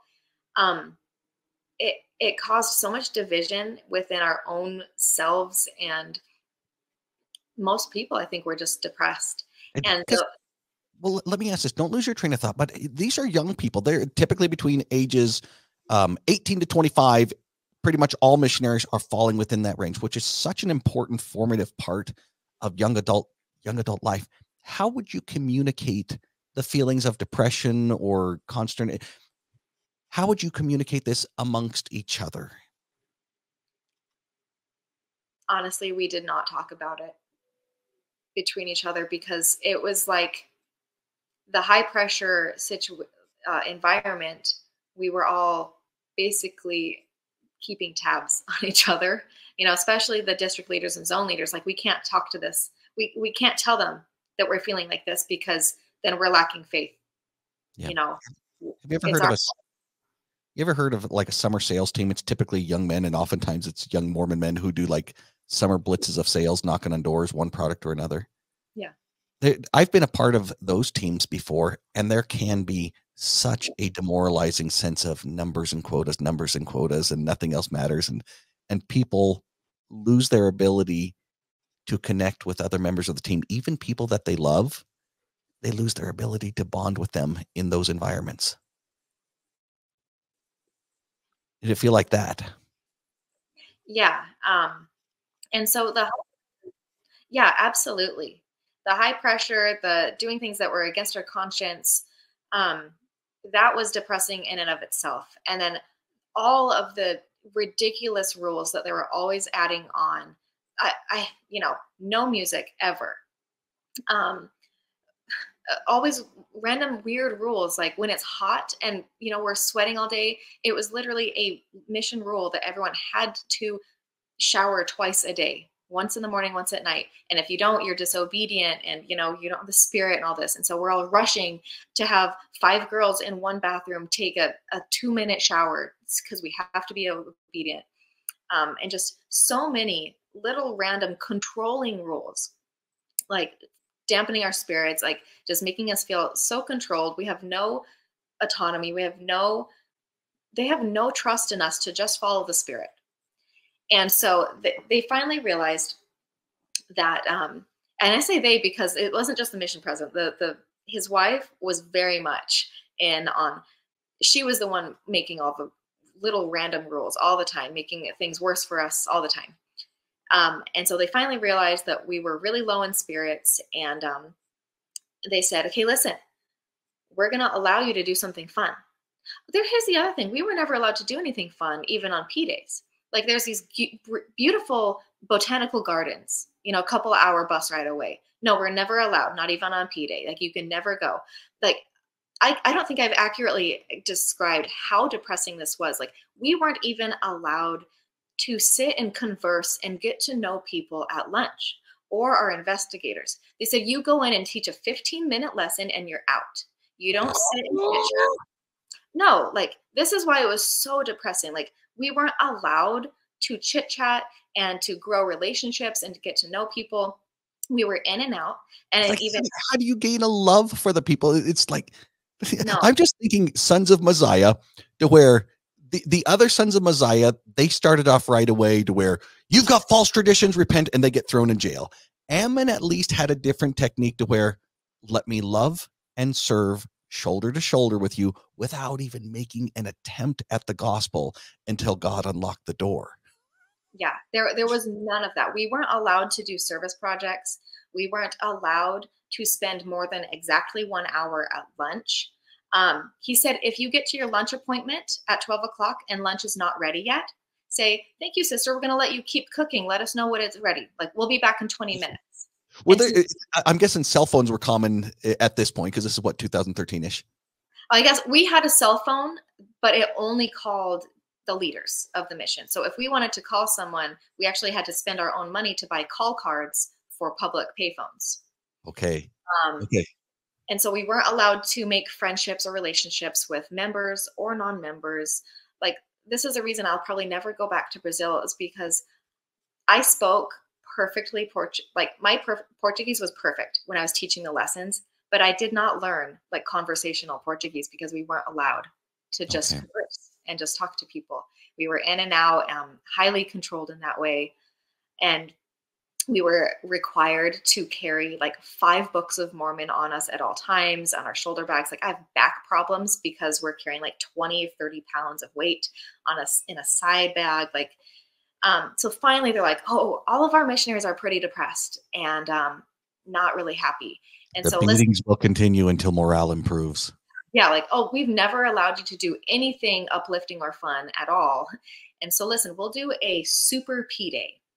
We will have one whole P day. Everybody comes to the mission office for a whole P day. We'll watch a Disney movie, we'll have games and refreshments and all the stuff, but we had to meet a goal. So it wasn't just like, hey, we'll do this because we love you. It's if you double last month's baptisms, double the entire mission.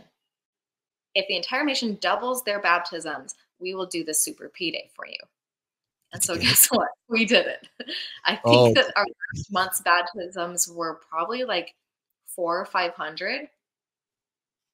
I maybe I said that wrong. Maybe it was like 200 and then we doubled it to be like 400 or 500. But we did it. We met the goal because we're like, yeah, we want to do something like fun and uplifting for once.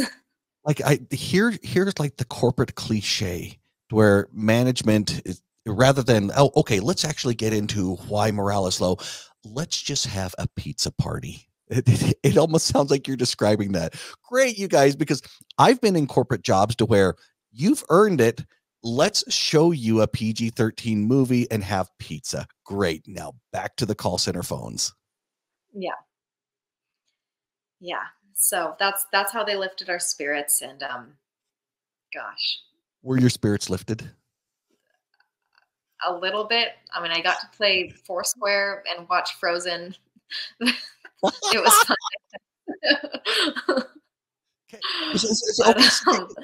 Take us into the end of the mission. when you realize, all right, I'm on my way home now, how did you process this? So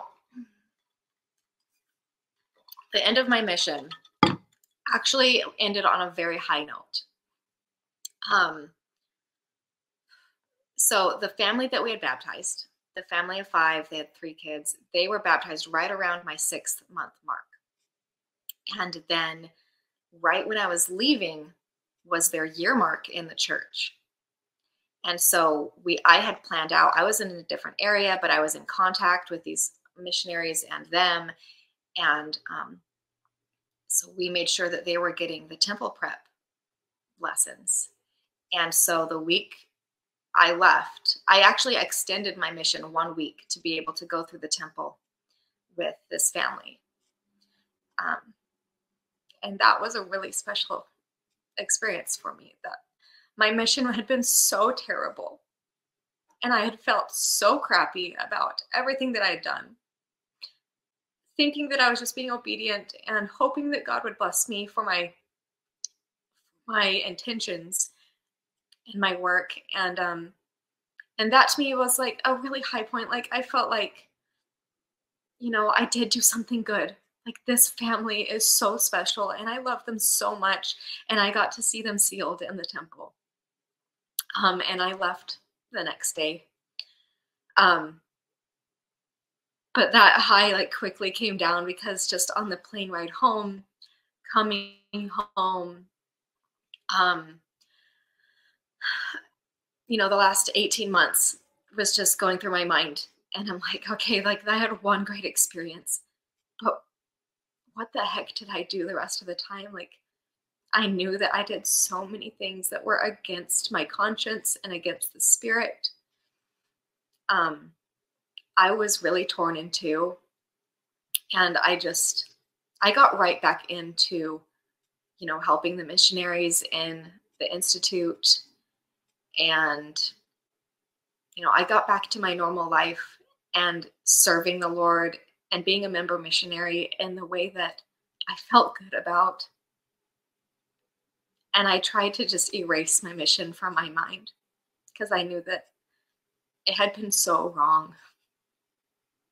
I prayed for forgiveness for being obedient to a corrupt man when I knew that the Spirit was telling me to do otherwise. We were scared of being chastised. I was. And so I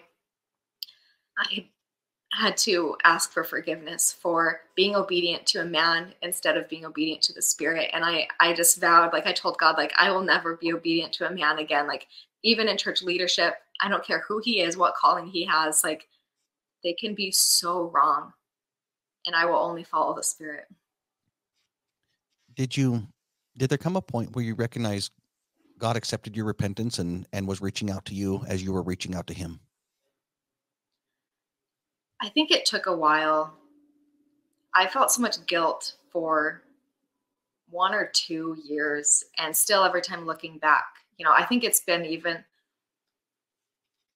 maybe up until just a couple years ago where I can look back and be like, not all of that was my fault. Like I was extremely manipulated, but I did my best.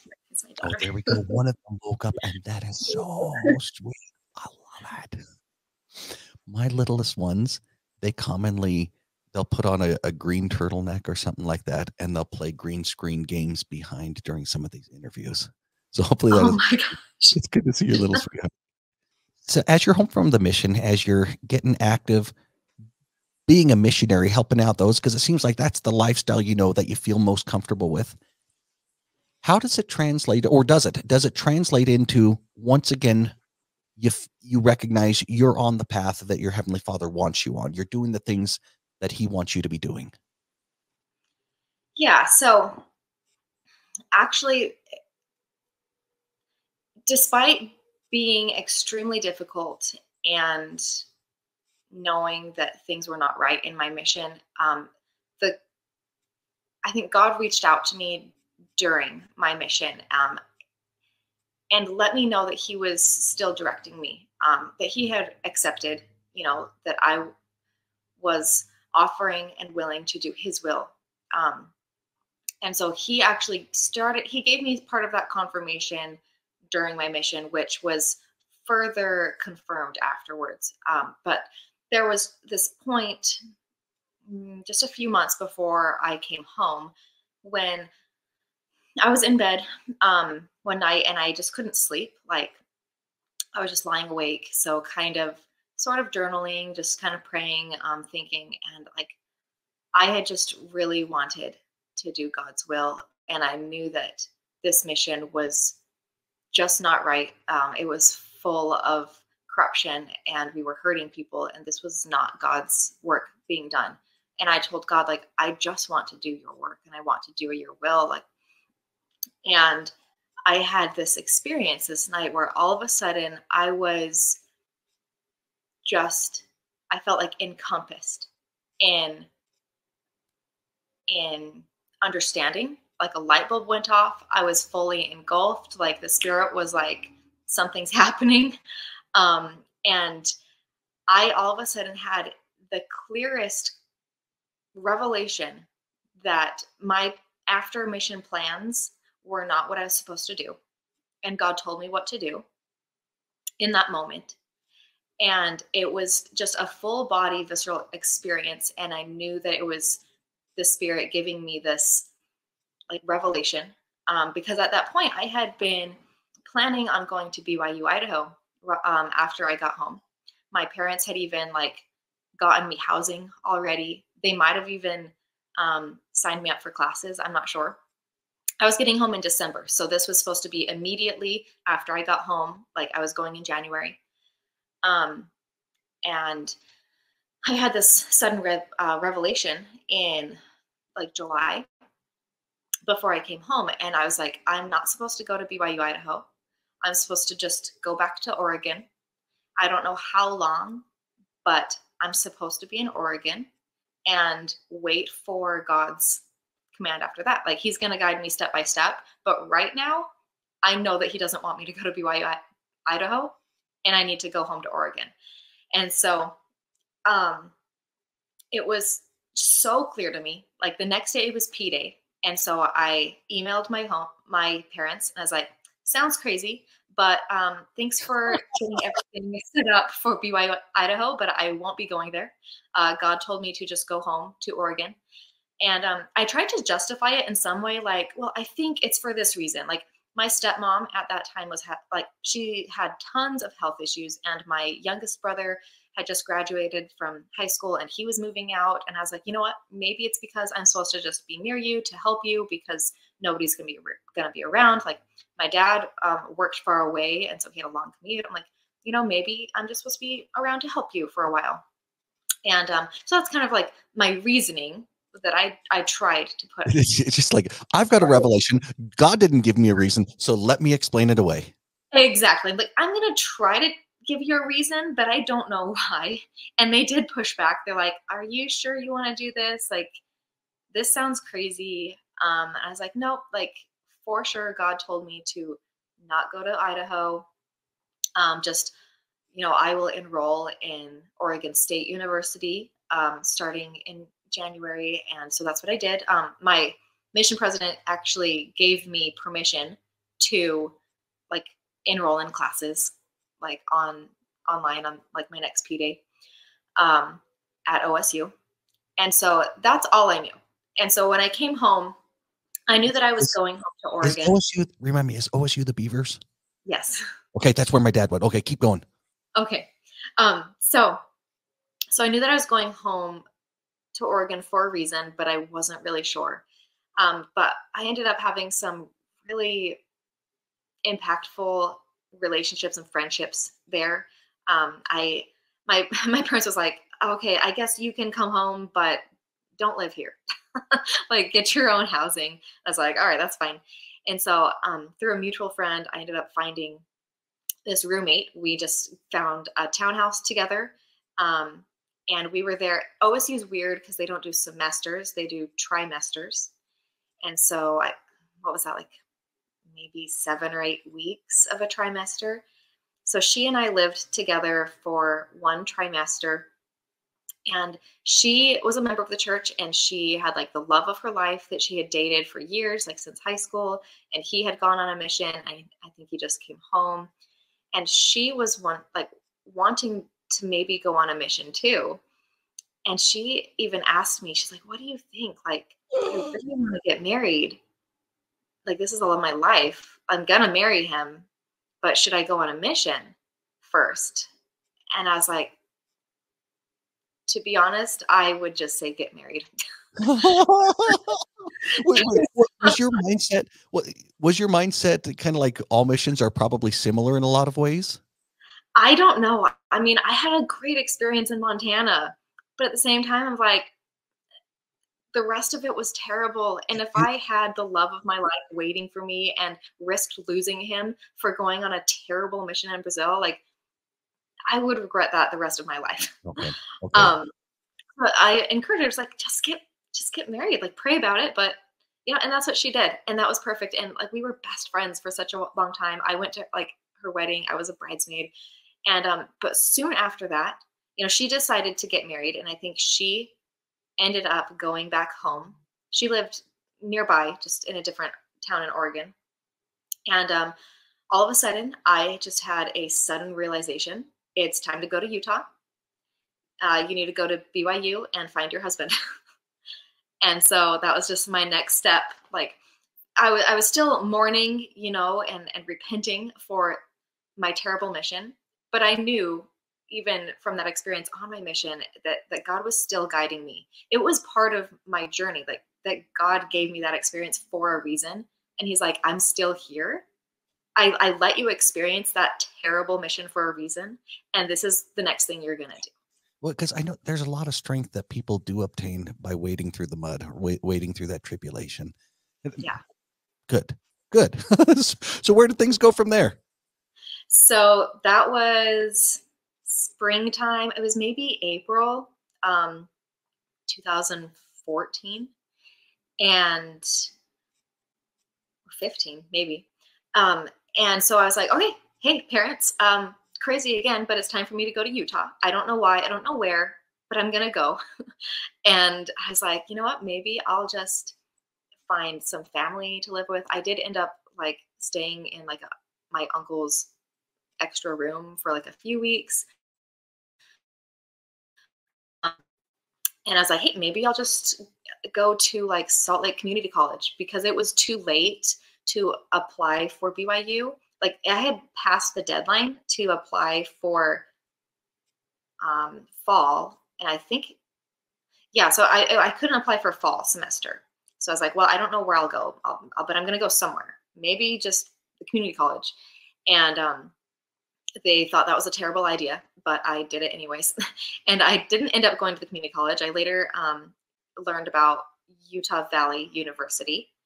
And so I ended up going there. I was accepted to BYU for the winter, like starting in January. So I was like, well, I'm going to go move to Utah, for the fall semester anyways. I'll just waste my time at UVU, just have some fun or whatever until I get to BYU in January.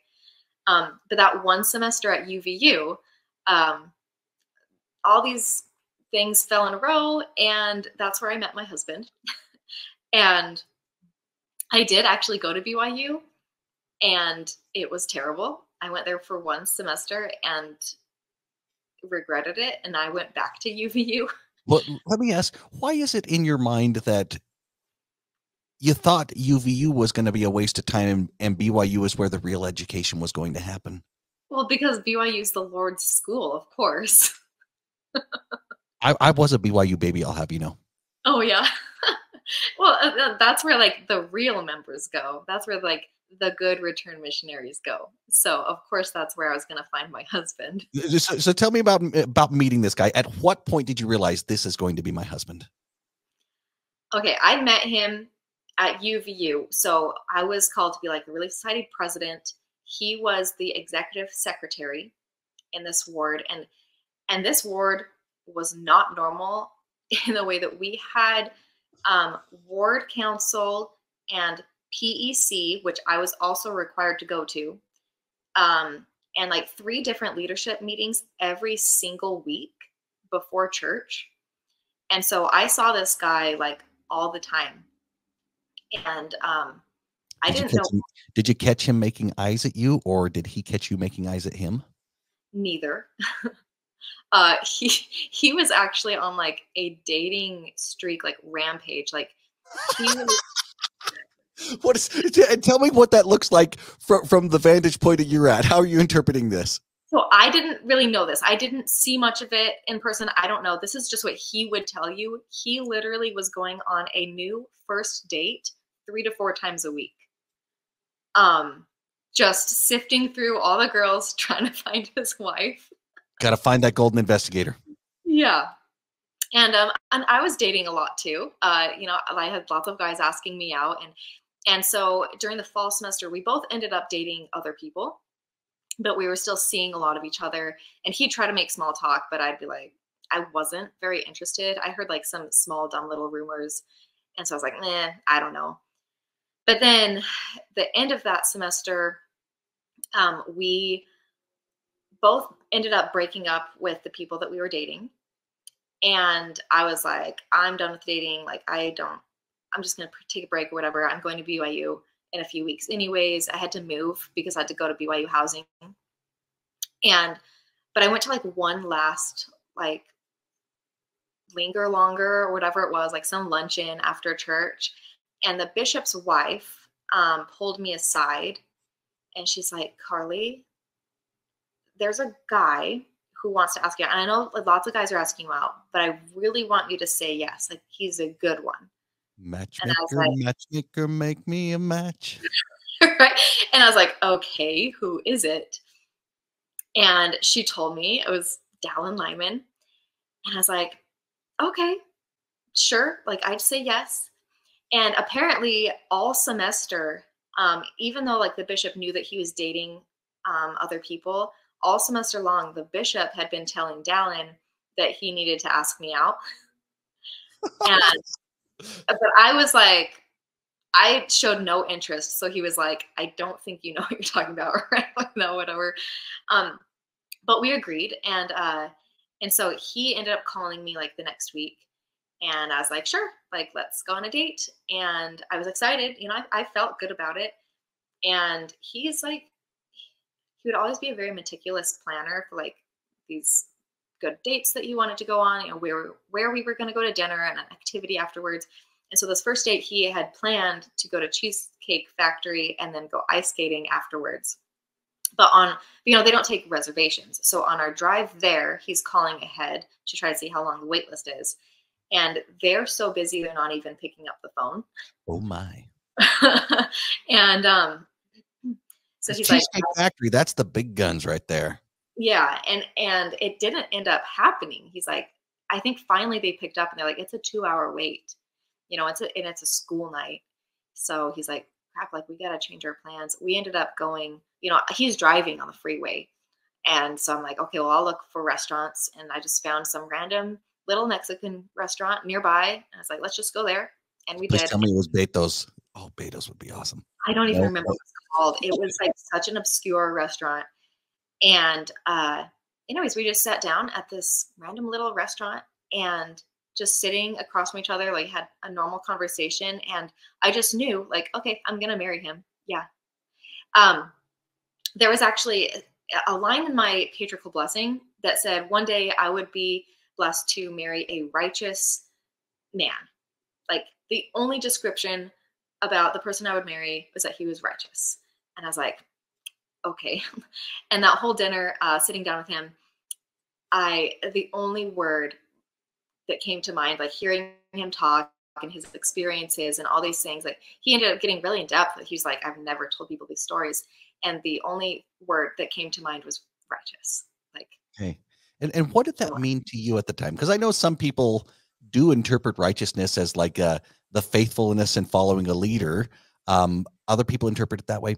How were you translating the word righteous coming into your mind as you're processing your interaction with Dallin? just hearing his experiences of the things that he had gone through growing up, and he'd experienced some severe bullying because he refused to look at things that he shouldn't, on a wrestling team, actually.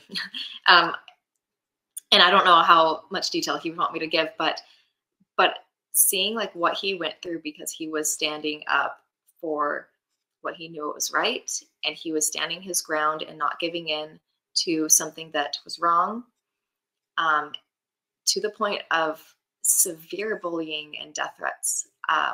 It's like, that is righteous. It's like That's he, not easy to do, especially no, in teenage years. That is not easy. no. And so, like, I could just see his heart, and I knew that all he wanted was all I wanted. You know, he wanted to do the Lord's will. He wanted to serve God. He wanted to be obedient to God. He had patterned his whole life after that. And he was going on 4 dates a week looking for the right one, like, who had the same. He's being diligent. I've got commandments to keep. Yeah, he's like, I just want the right one because I want us to have this same mindset of just doing what God wants us to do. That's a dangerous mindset, I think to have. So how quickly did this become, on the first one, you're getting the impression to where this is the one. Do you know now, was he feeling the same thing at the same time? How did things progress from there? Yeah, so we didn't say anything like that at dinner, but afterwards we were going to go ice skating, like I said, and we showed up, and he had done his research. He knew that they were open at this time. It was free skate. We showed up and they were closed. Like, what's his major? What's his major of study? I wonder if it's something that's more detailed oriented. No, I don't know. I mean, he just went to school to meet girls. That's a good reason to do it. And that's a good reason, and that's a good place. I already like him. So, and he had, he knew that they were open, but we got to this ice skating rink and they were closed, like for some private event or something. And he's like, dang it, like another thing didn't go to plan. So we ended up driving around Utah County and Salt Lake County, I guess more Salt Lake County, looking at temples that I had never seen before because I wasn't from Utah. So on our first date, we went temple shopping, and I went home to my roommates, and I was like, yeah, I'm going to marry him. I love that right there, because one way that it could be interpreted, what's running through my mind is, let me plan these things with Cheesecake Factory being so packed, it probably wouldn't be as conducive for the conversations that you had at the Mexican place. And then ice skating, there's going to be a lot more focus on, let's not fall down and make fools out of ourselves. There was two things in a row that perhaps the Lord or whatever guardian angel is involved in. Let me make sure you're having activities where the communication that needs to happen is happening. Maybe the Lord was telling Dallin, yeah, I'll be in charge of your plans. You might have your best plans, but I've got better things for you. Yeah. Okay. You tell keep going. Oh, well, just a small detail that really confirmed it, which I didn't even fully realize this until last year. But, everything that we've gone through together, our faith journey together, so often someone will have a faith journey in the church or a faith crisis, and it will ruin their marriage. But the fact that we did this together and we have stuck through it, and we're both in similar places, I feel like we beat all odds, and like it was definitely planned by God. Like, God gave us this blessing. And what really confirmed it to me was last year, while we were moving, actually, I was going through my mission bin, and I was trying to find when I wrote in my journal when I had that experience where God told me, don't go to BYU, Idaho. When was that? And I found out that happened on his birthday, on my husband's birthday. Oh. And what's interesting is, well, he was on his mission at the same time, and he had left from his mission, actually from Idaho, where his family was living, and he had also planned to go to BYU Idaho. But then during his mission, his family suddenly and unexpectedly moved to Utah. And so his plans changed, and he wasn't going to be going to BYU Idaho again or anymore. And so God's like, okay, well, your plans have to change. And so instead of us meeting at BYU Idaho, God just redirected, and we met at UVU. Okay, that's wonderful. Now, so was it continuing just to be faithful LDS where you were at? How did things progress on the spiritual in your marriage on the spiritual front? We did everything that we felt like we should, everything that we were supposed to. We were always at church on Sundays. We tried to do, scripture study pretty regularly together. We very quickly, followed the commandment to, have kids and raise our kids in the church. And so, we had kids really quick and really close together. They were all blessed in the church within a few months. And we were always, every ward that we moved to, like we would sit down and meet the bishop, and we would ask, like, are there any callings that need to be filled? Like, we want to be involved. We want to be serving, like, can we have a calling? You want to be a source of strengthening others. Yeah, we always wanted to be involved and building up Zion and building up our ward. And so we would always ask for callings, because that's, as far as we knew, like, that's how, we're going to get involved. That's how we're going to do the Lord's work here in our community. Okay. And where did that take you? As appropriate, if anybody has followed any of your channel, they realize you're in a different place now than the path that it seems to be following from your youngest years on through your mission, on through the early part of your marriage. How did things begin to change? Well, of course, during 2020, a lot of things happened that didn't seem right to us. Very quickly during all the hype, we knew that the government was overreaching, and we knew that that was wrong. And then we felt really uncomfortable with the fact that the church started going along with it. And so during that time, we actually moved from Eagle Mountain down to St. George. And we felt inspired to do that. And God really directed us in where we ended up. Like the specific house that we ended up getting in St. George was, I feel like, planned out by God, because our next door neighbor ended up being very influential in our lives. We had a great ward, and we felt like down there, like people were a little more liberty minded. It wasn't as tight lockdowns in St. George. And like, we actually said, like, it seems like the church is truer. You're recognizing a mindset of freedom. And I totally recognize that as the spirit that permeates the scriptures, especially the Book of Mormon. Yeah. Yeah. Like, people were a lot more liberty minded and freedom and standing up for freedom, just like, Captain Moroni and so many characters in the Book of Mormon, and that's what we're supposed to do. And we felt like more people were on that same page in St. George. And all throughout, the couple of years, the 2 weeks to lower the spread that ended up taking 2 years, we just felt worse and worse. But at the same time, we felt closer to God, because during the lockdowns, we ended up camping a lot. And we felt so much closer to God when we were camping. We were in the mountains. And so even when we were able to go back to church, we would still go camping at least once a month, over the weekend. Like, we didn't even cut it short. I think one weekend we cut it short. Like, we'll just camp one night, Friday night, and we'll go back to church. And how much did the camping feel like a part of a spiritual journey?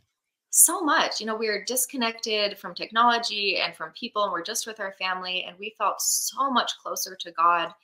And then when we would cut it short to make sure we were in the church building on Sunday morning, you know, it just, we're back in like hating our lives. We're running kids, or like running around with kids running down the aisles and up on the stand, and just not feeling spiritually fulfilled at all.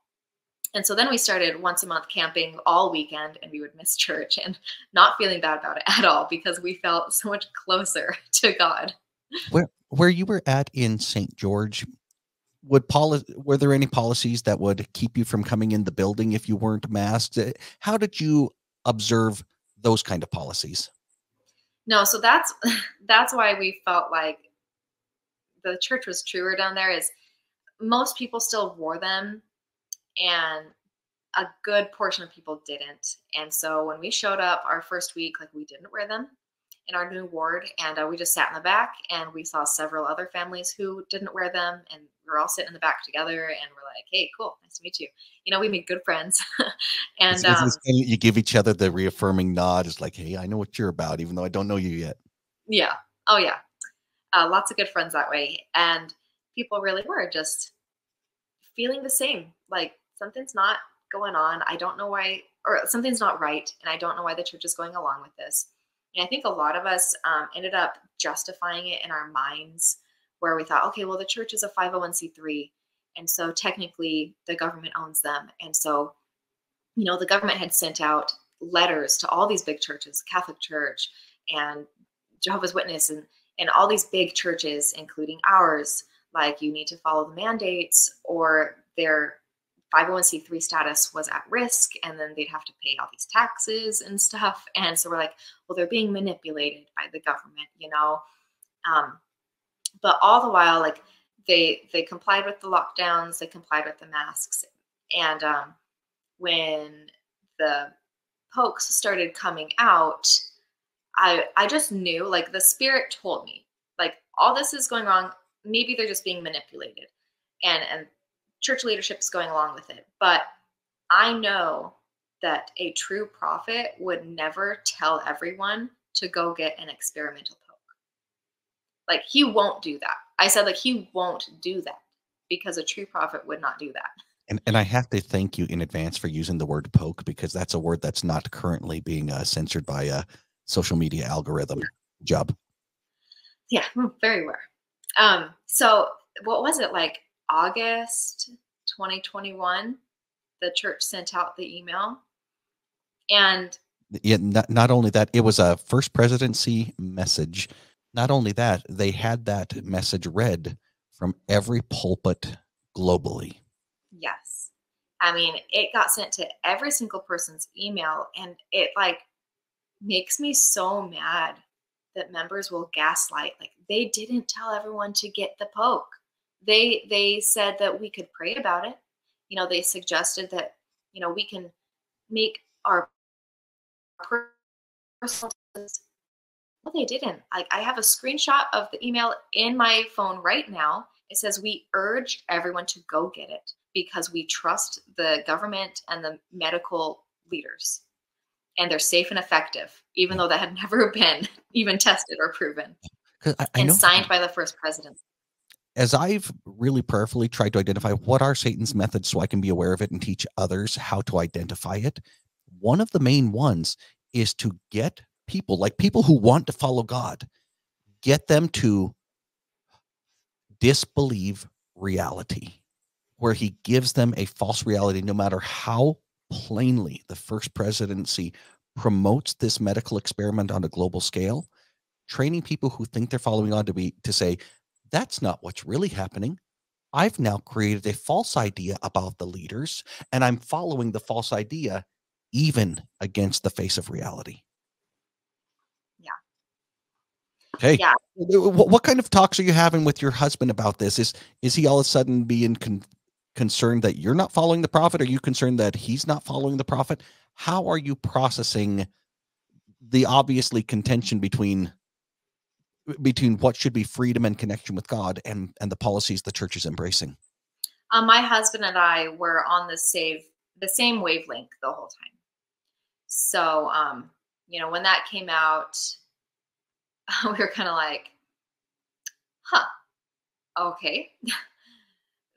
this happened, and we've got to think about this. Like, we took a few months of processing. Like, what does this mean? Like, God told me that a true prophet would not tell everyone to do that, and then Russell Nelson did. So what does that mean?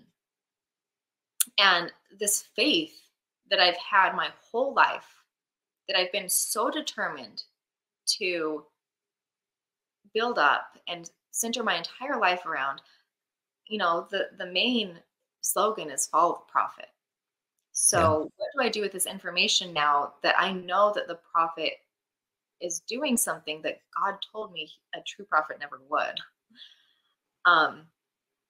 Yeah, we both kind of didn't talk too much about it. We were concerned, but I think we're processing for a couple of months.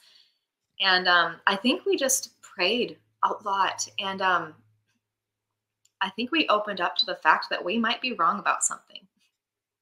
What was that thing that you might be wrong about? Well, we didn't know yet. But I mean, first of all, that, prophets speak for God and are infallible. I mean, of course, with Because other. I know with a name like Dallin, I'll give you one guess, audience who's listening, who he was named after. There's such a culture of God's given us these leaders, and to follow God, it is to follow these leaders. Is that staying strong? Yeah, so it was hard for us, but I think we just got much more humble. And we didn't jump to conclusions. We didn't just throw him out immediately, like, oh, he's terrible, he's a false prophet, like, he's wrong about everything. We didn't just throw him out quickly. We did not jump to conclusions. We thought about it and prayed about it for several months before moving on at all. And the Spirit was working with us during this time. And so I think I had just gotten to the point where I just asked God, like, if I'm wrong about anything, like, you can show me. I don't want to just be comforted by, confirmation bias or, anything like that. Like, I don't want the same primary answers. If there's something that I need to know, please tell me. And so a few months later, this was like December of 2021. My husband's driving. He's up on a trip and he's driving. He calls me. He's like, I'm really tired, Karli. Like, he had some of our kids in the car. And he's like, I'm really tired. And he's been drinking energy drinks for years. Oh no, now he's crashing. Yeah, hopefully not crashing the car, but his body's now having the caffeine withdrawal. You're done for the day. Yeah, and he's like, he's always had these bad negative effects from these energy drinks, and he's like, I'm on this drive and I don't want to just drink another energy drink. Like, they're terrible for me. I feel terrible drinking them, but I need energy, and I wish that God just made some natural form of healthy energy that I could drink. Perhaps in a roasted bean form. No. It's like, yeah. God already provided in organic available goodness. Yeah. So I was like, well, like, God did make coffee. That's a natural form of caffeine. I do have to point out, make sure you ask Dallin at the next available opportunity, Dallin, what's the difference between a good Mormon and a bad Mormon? And when he says what, your response is the temperature of their caffeine. Oh, yes. Make sure he knows. Okay. So, did the conversation literally turn to coffee at that time? Oh, yeah. Yeah. So we were prayerful about it too. We're like, I mean, there are things that we've been wrong about before. And there are things that we know now that church leadership has told us to do that was wrong.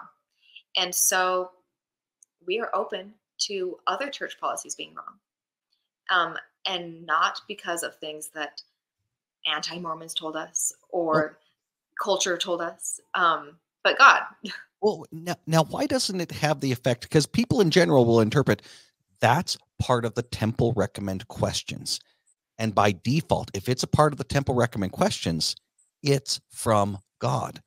Why aren't you interpreting it that way? Did you discuss it in that sense? I don't remember our whole conversation, but we just knew that it really should go back to personal prayer and seeking to know truth directly from God and not from a man. And so that day, I think he kind of just, I was like, if you want to do that, like I think he was calling me. He's like, are you going to be mad at me or worried if I'm apostate, whatever, if I drink some coffee?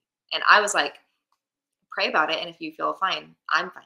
Like, if you feel like God, You didn't tell him that you're taking the kids and leaving, running to the no, bishop and saying, I'm worried about my husband. It's no. unsweetened black coffee. So yeah. And it just, he ended up pulling up to like some fast food restaurant, ordering with, with, coffee, with his hoodie pulled up, his sunglasses on at nighttime, and and saying, nobody can put it see in a him. paper bag. He orders his first coffee, and they're like, "Do you want cream or sugar?" And he's like, "I don't know. What do people usually get?" um, so, anyways, he drank coffee, and so after that, I was like, I'm just here to learn from God. I just want There, God to there, tell me there wasn't everything. a there wasn't a dark cloud the moment that he came back inside the home. No. And so maybe like a month later, I was like, you know what? I felt like God told us coffee is fine to drink. Yeah, Well, then why does the church say it's not? I And know. so I told God, like, I did personal prayer and a scripture study. And I just opened up my scripture and I said, God, show me what happened. Like, show me the truth behind it.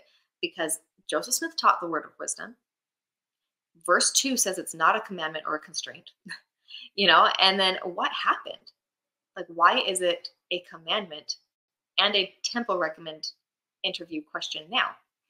And so, and I only used church resources is the thing. Like, I read, the standard works, and I looked up the topic in the gospel library, and I found all these things.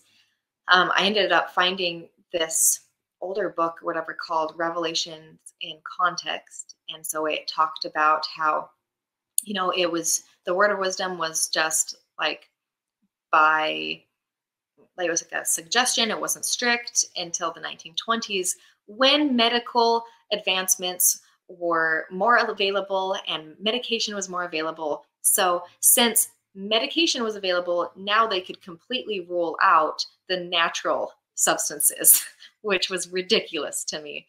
And I ended up realizing later um, that the revelations in context completely left out the context of the 1920s when the word of wisdom was made a recommend question, because that's The exactly prohibition context. Yeah, what was that? the prohibition context. Yes, because prohibition was all the talk around the country for several years. They finally enacted a prohibition in like 1919. And of course, the church did the same thing. They went along with it. They set their policies to go along with the government, the same thing that happened a few years ago. And so they completely ruled out alcohol, but they just threw in the whole word of wisdom. So, hot drinks went along with that, which was funny because I was reading all these older documents of, before 1920, there was so much argument about like what the word of wisdom really meant. And so some like talks were saying, we know that eating pork is more serious crime than drinking coffee. And then other talks saying, like, we know that drinking coffee, tea, hot chocolate, and hot soup are all against the word of wisdom. Oh Like, goodness. See, there is such truth. and I'm hearing in as you're relating what your studies are showing, it reminds me. Hold on, I got a cough. It reminds me of Joseph Smith's description of the war of words and the tumult of opinion when he was investigating which church to join back in the day. Yeah, there's so many different lines of thought just within the one church. And so, who was it? Heber G. Grant. in 1920 was like, all right, we're just going to make it a hard, fast rule, just like prohibition, absolutely no alcohol in order to get a temple recommend. And hot drinks went along with it. And so that's kind of just how coffee and tea got thrown in there. Well, and here's what I'm hearing in your process. You are presenting your heart, your mind, basically your soul and your conscience. You're presenting it to your maker. And I think about Nephi when all of a sudden the Spirit's telling him, go over the walls, now go this way, go that way. And he finds Laban and the Spirit says, slay him. And he has a conversation with God. Hey, I'm not supposed to do this, right? Doesn't it say in the scriptures, thou shalt not kill? And the Spirit takes him through the actual reasoning. It shows me that God will work with us, because Nephi wasn't getting judged by a church handbook. He was getting judged by the same as all of us. Did you get instructions from your maker? And the process you're describing allows you to return to your maker saying, hey, hopefully that I humbly and sincerely use my brain, use my logic in an honest manner, and did I present it to you so I could move forward with a clear conscience? People usually abandon that process because, oh, it's written down somewhere with rules. Exactly. So I went on from there, like, so enlightened, like God had really answered my prayer, and he had answered me in such this little way. Like, he had inspired me to do that. He's like, I told you that it was okay to drink coffee. And then you asked me why. And he said, anything you put on the shelf, you can ask me. He's like, the church is telling you to keep their commandments and put any questions on a shelf, to just not think about it. You know, you might find out later in heaven. You know, they're telling you to not ask the hard questions, but I say, ask me and I will tell you. Like, the whole, you know, Joseph Smith went to the grove because James 1:5 says, if you lack wisdom, let him ask of God. And that's what Joseph did. And that's what God told me to do. He's like, don't put anything on a shelf. If you ask me, I will tell you. What do you want to ask me? And that's, I was like, okay, I will ask you anything. That's quite an invitation. Yeah. So it started with the word of wisdom. I was like, I'll ask you about the word of wisdom. It's like a little small menial thing. And you know what? Drinking my first coffee on a Sunday afternoon. Did you enjoy it? So the coffee itself is such a strong flavor. I had to start with mochas. And so, yes, I did enjoy the mochas. I drank mochas for several months until I could, you know, get used to the flavor of just coffee. And yeah, now I like it a lot.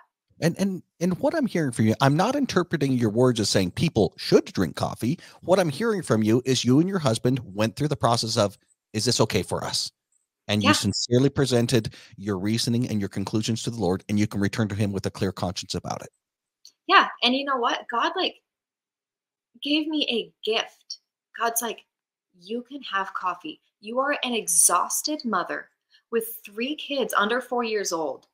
You can have a coffee in the afternoon so that you're not just exhausted. Like I would take my kids home from preschool and I would be so tired. I would turn the TV on for them so that I could take a nap, you know?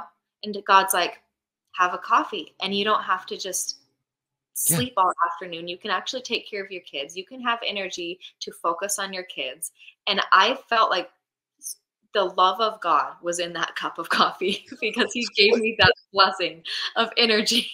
And I feel like we need to be that level of devotion in whatever we put inside of our body. There's no scriptures that I know of that are forbidden me from having sugary food. But when I think about being honest with my maker, he let me know, change your diet this way. And it has been such an amazing spiritual improvement directly associated with the physical improvement. Okay. So now you're full-blown apostate. It's like there's no coming back except without serious repentance once you start putting a coffee in your body. Energy drinks, ain't nobody going to ask about that. Ain't no temple recommend. If somebody's pounding 3+ rock stars / monsters daily, come on in, let's give you the barcode to scan when you enter the temple. Was it now a worry that you could not pass temple recommend interviews? No, I knew that I had a clean conscience and that I was following the word of wisdom as it was written, not by commandment or constraint, but by revelation. And I had received that revelation. Okay. And your hubby's on board. You both, gosh darn apostates. Are you feeling increase of light? What was the next thing that the Lord's guiding you through? So this is a big one. Yes, we experienced an increase in light for the past year, like several years, during all the stuff, feeling worse and worse and worse about church and all the mandates. We finally started feeling enlightened again and closer to God and feeling like we were having direction in our lives, mapped out. Like God was actually talking to us again, like, this is what you do. And so the next thing, God had told me to ask him any question, but I hadn't just like gone in and start diving into something else right away. We were still going to church, drinking coffee for a few months. And then all of a sudden, in the spring of 2022, I started feeling weird. I had some adverse thoughts about garments, which I had never considered in my life. I had worn them faithfully for like 9 years. In the heat of St. George summer, like I never modified my garments. I never, took them off to wear, like jeans with holes in them or whatever. Like I wore them every single day, like I should, because I knew I should, because I covenanted to do that. Even in the heat of like 115-degree St. George summer, 9 months pregnant, I wore them every single day. It was miserable. And all of a sudden, I would, be getting ready for the day. I'd take a shower. I'd put on new garments and feel sick to my stomach. I'd feel icky. I'd feel gross. I'd feel like something was wrong. I'd have like a visceral reaction to putting on garments. And it caught me off guard. I was like, I don't know why I'm feeling this way. I've never felt this way. I've never questioned garments. So I took that to God. And I actually sat with that for a few weeks, and I didn't pray about it yet. I didn't deep dive yet, but I kept noticing this pattern of feeling gross, putting on my garments. And I didn't say anything to my husband yet until May. So May 5th was our anniversary, and we took a little overnight trip to Vegas, and we were just walking through just a little random mall with some, outlet stores. And I started looking at like, these cute shorts, and like a tank top dress. And he's like, why are you looking at that? Like, that's not garment friendly. Like you would never wear that. Why are you looking at that? And I was like, oh, okay, let's talk in the car. So so we start driving back to our hotel. And then in the car, you're just telling him that you're now drinking hard alcohol. No, absolutely. So I was like, so listen, I don't know yet what this means, but you know how we prayed about coffee and we had personal revelation on that? Like, I don't know why I'm feeling this way, but I've been feeling wrong about garments. Like something is wrong with them. And I feel like God is telling me to pray about them and to study them out in the scriptures. And I don't know, maybe I will stop wearing them. I will, wait and see what God tells me.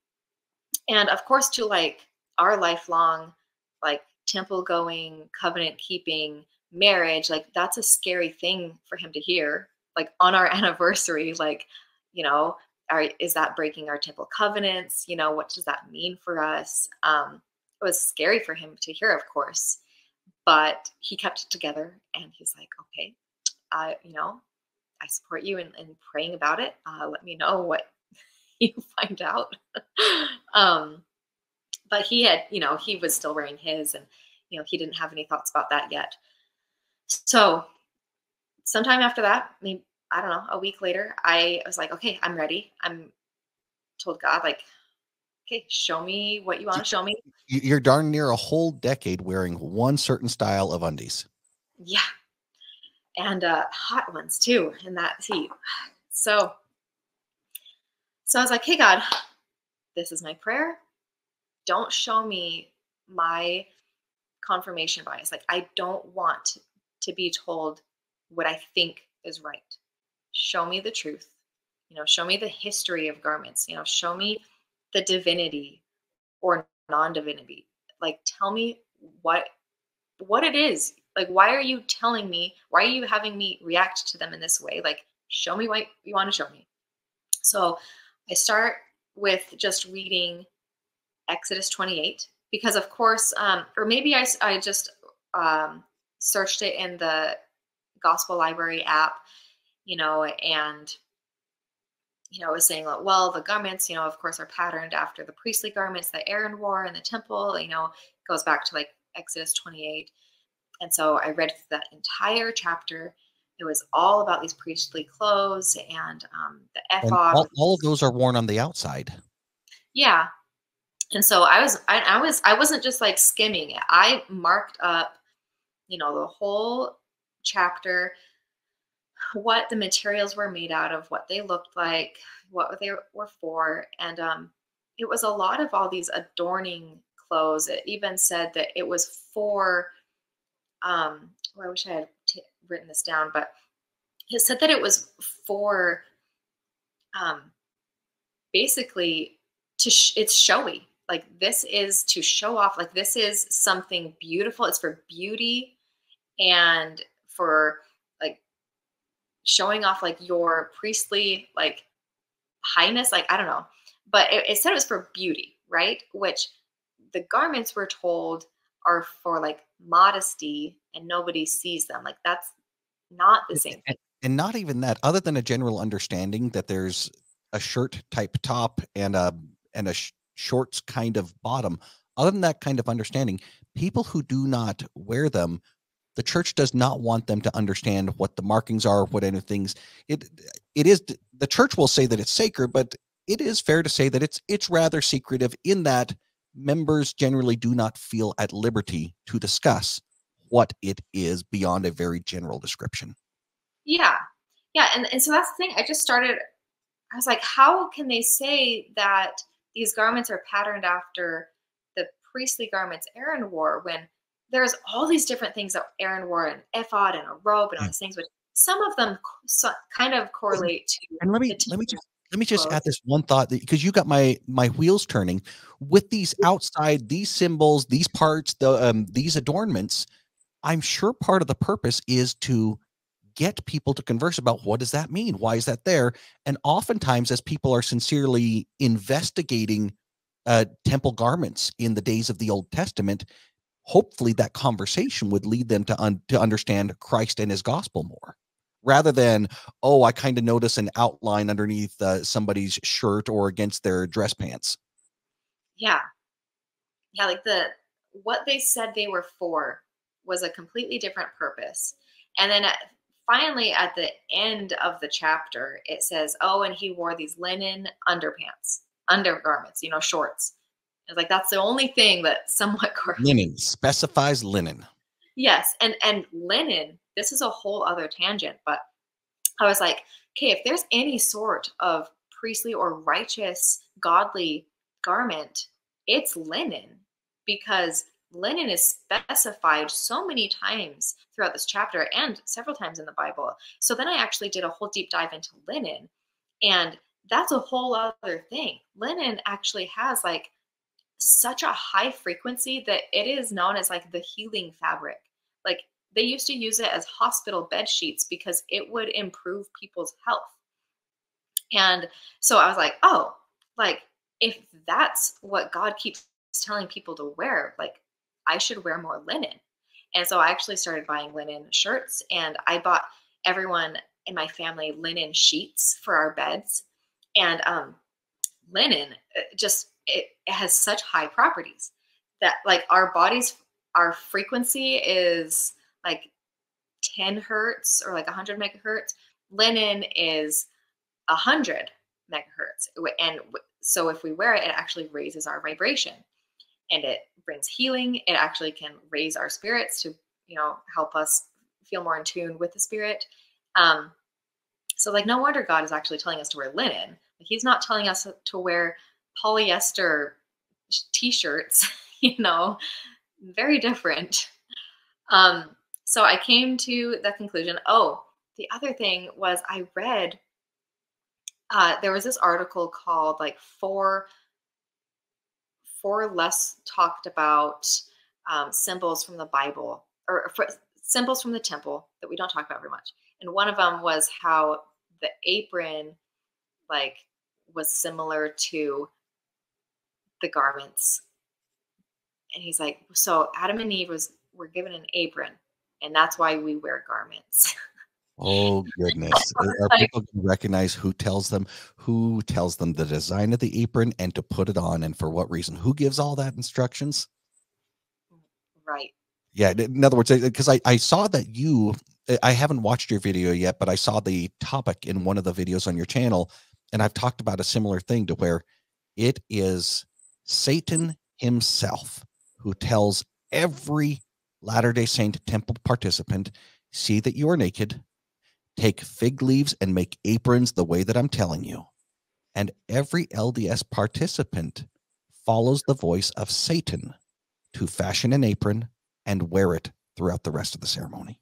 Yeah, we follow his command.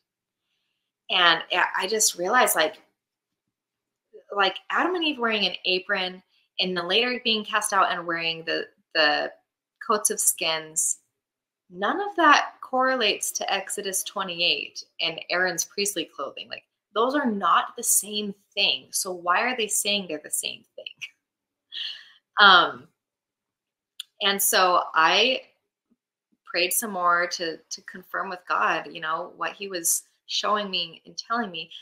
And and one of the things that I noticed was in Exodus 28, everything that it described as priestly clothing, some of it could sort of be similar to temple robes, but if you just Google a picture of Masonic temple clothes, they're the exact same thing. So if we're saying that priestly clothing are outlined in Exodus 28, that's actually exactly what the Masons wear in their temples. And so they got it right. We like whitewashed it, it's all supposed to be different colors and emeralds and jewels and gold and linen. And the Masons are actually doing that. We kind of switched it up and it's not the same. So how did this investigation turn into you coming to a conclusion and making a change? So I guess at that point, I was still taking it slow because I knew that it was a really scary subject for my husband. And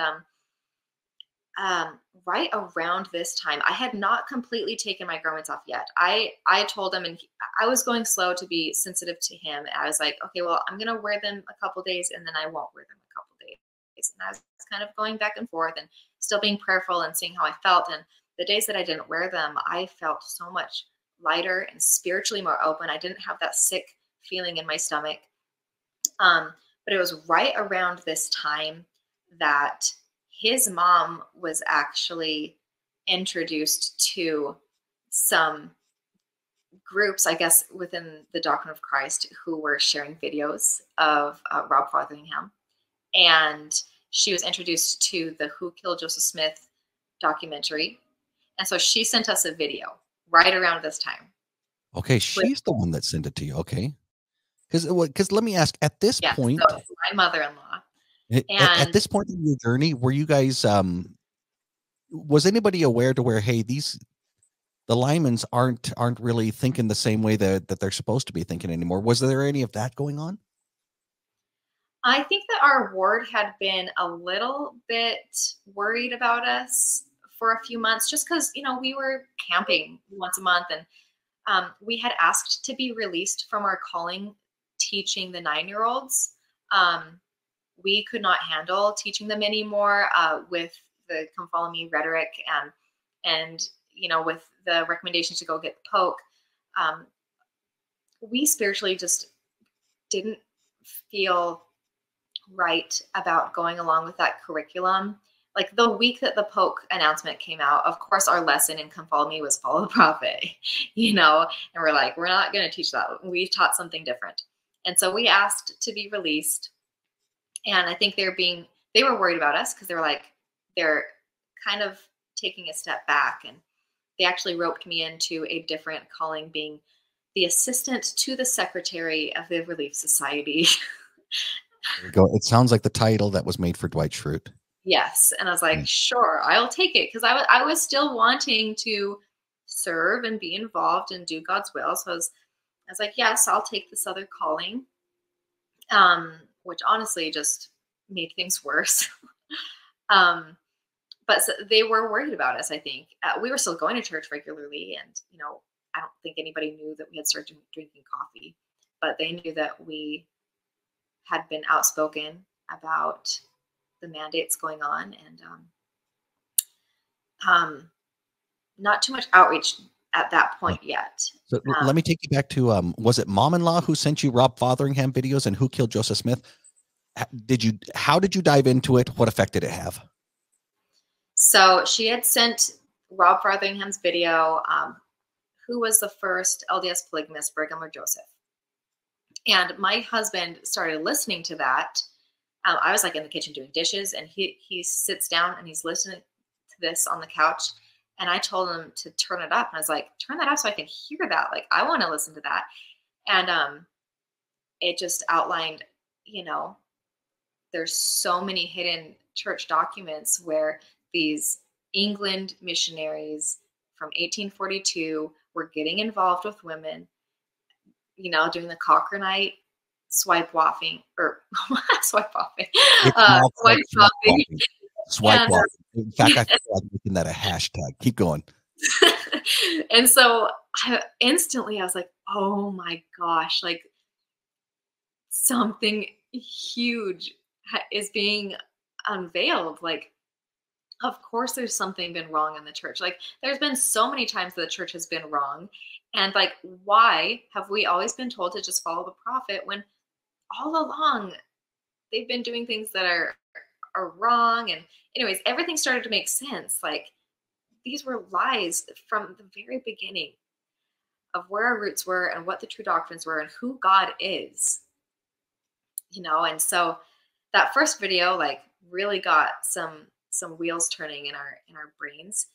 And then my mother-in-law watched Who Killed Joseph Smith, and she texted us and she's like, you have to go watch this. And so we just pulled it up on YouTube, we watched it, and everything made sense, you know.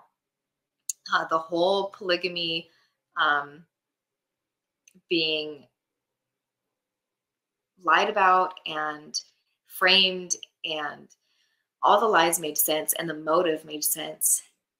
And I think instantly I just had this instant download in my mind, like any authority the church had with Joseph does not exist anymore. Like, Yeah. if there was any authority, it did not go with Brigham, and the modern church doesn't have any authority. Like, there is no authority, and all of this, like, you are released, you know. And I just felt instantly released from any like control or like duty to follow a prophet or follow another corrupt man. And I just, from there on out, like I knew. Okay. Well, so what happened from there? Did your husband have a similar sort of understanding at the same time? Yeah. Yeah, we both did at the same time. We had slightly different reactions to all of it, where I just felt completely more enlightened and I understood. My husband, though, had a very different experience. And part of that is because his family is much bigger and very involved, all Utah family, Yeah. the standard Mormon Utah family. And his parents actually, because his mother found this information And she came to the same realization with this same information, and from studying herself in the scriptures, not finding any scriptural references about temples or sealing. All of this confirmed to her um, that she had been in an abusive marriage for a long, long time.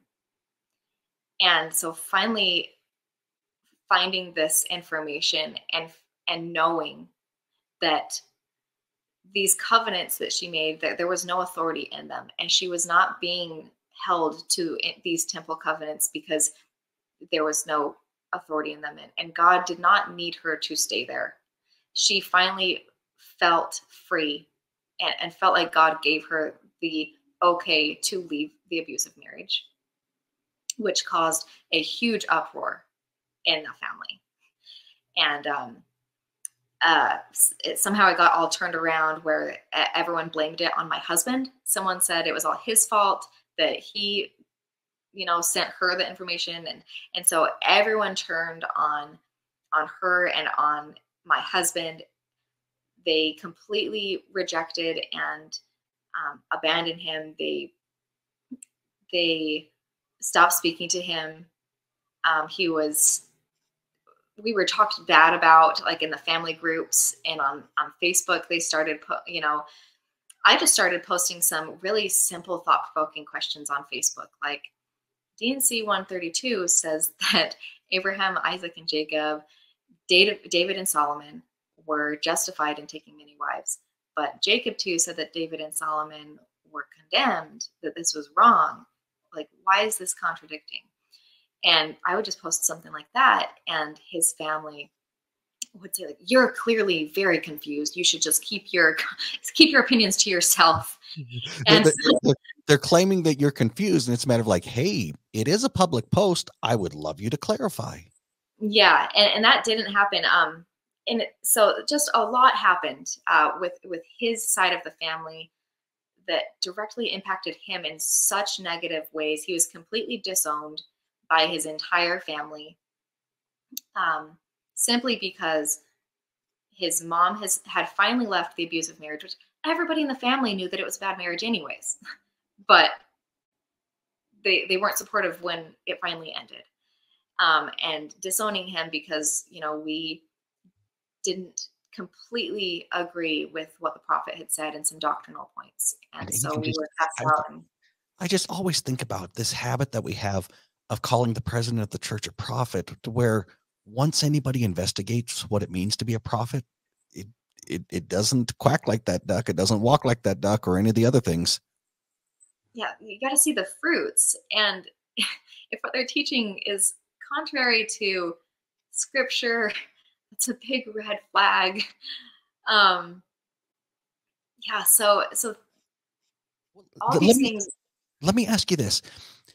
For a lot of people who have been down the Mormon Stories, John Dehlin path, that has most commonly led to very faithful, active members of the church who are now learning the history that I've been taught is clearly filled with critical falsehoods. And they end up losing their faith in God altogether. Very few of them land on the rock of Jesus in any form. How are you guys as far as feeling a testimony of the living Savior, Jesus Christ? Are you doubting it, or what's happening with that portion of your journey? The whole time we felt closer and closer to God. My husband went through some really, really hard times, being disowned by his whole family, which his whole family had been toxic his whole life. And he just wanted to be loved. Like, just being rejected by people that all he wanted from his whole life was to be loved by, really did a number on him. And so at the same time that we were feeling closer to truth and closer to God, he went through a really dark time. And friends, local friends as well, just stopped talking to us. Like a really dark time. And so we ended up making a drastic change, and he didn't want to just give up. He lost everything. We lost everything. So he lost his family. He ended up actually losing his business. His health turned for the worst. It felt like he was losing everything. It felt like everything that they say would happen if we leave the church would happen. You know, all these curses or whatnot. And we had to do some serious spiritual work to overcome that. And so we actually picked up and we moved to Florida last summer.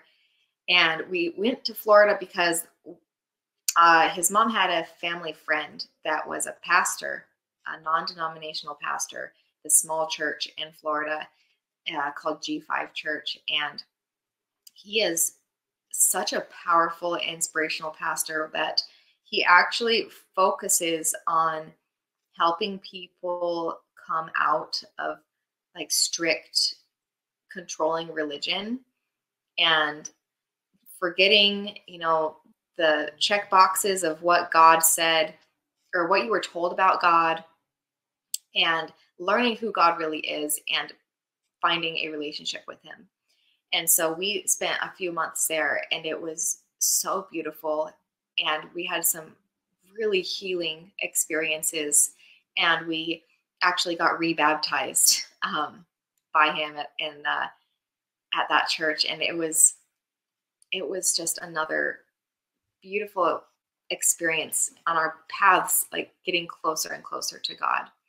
Why was getting baptized again part of your journey? Because I'm guessing that both you and your husband were baptized at age 8. Why get baptized again? So we had realized that, all of our lives, we just wanted to serve God and love God.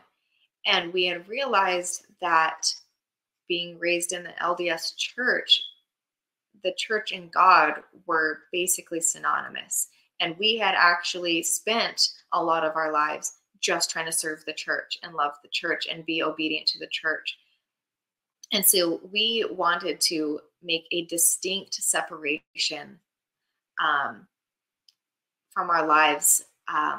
Like we knew that, our baptism, it's not like we thought it was invalid or, we weren't saved yet or anything like that. But we wanted to make that distinction in our lives that we were choosing to follow Jesus Christ directly. And so we did that by being rebaptized. So I'm guessing family members are probably going to be wondering what has happened to our perfect LDS, Karli and Dallin and their kids. Why is it that you're not concerned about the things that you were raised with? Is your family going to be together for eternity? Are you even going to qualify for the celestial kingdom? I think you even already answered that, to where, hey, the authority that was given to Joseph Smith didn't continue on after his death. How are you interpreting it as far as the hereafter, not the way that you've been taught from your youth on up? What we feel now is such a better understanding of who Jesus Christ is and what his true, simple, beautiful doctrine is. We feel closer to Jesus Christ than we ever have in our entire lives. We've had incredible miracle experiences that we wouldn't have even thought could be possible. With the faith that we had growing up, we knew that faith in Jesus was important, that faith in leaders was important.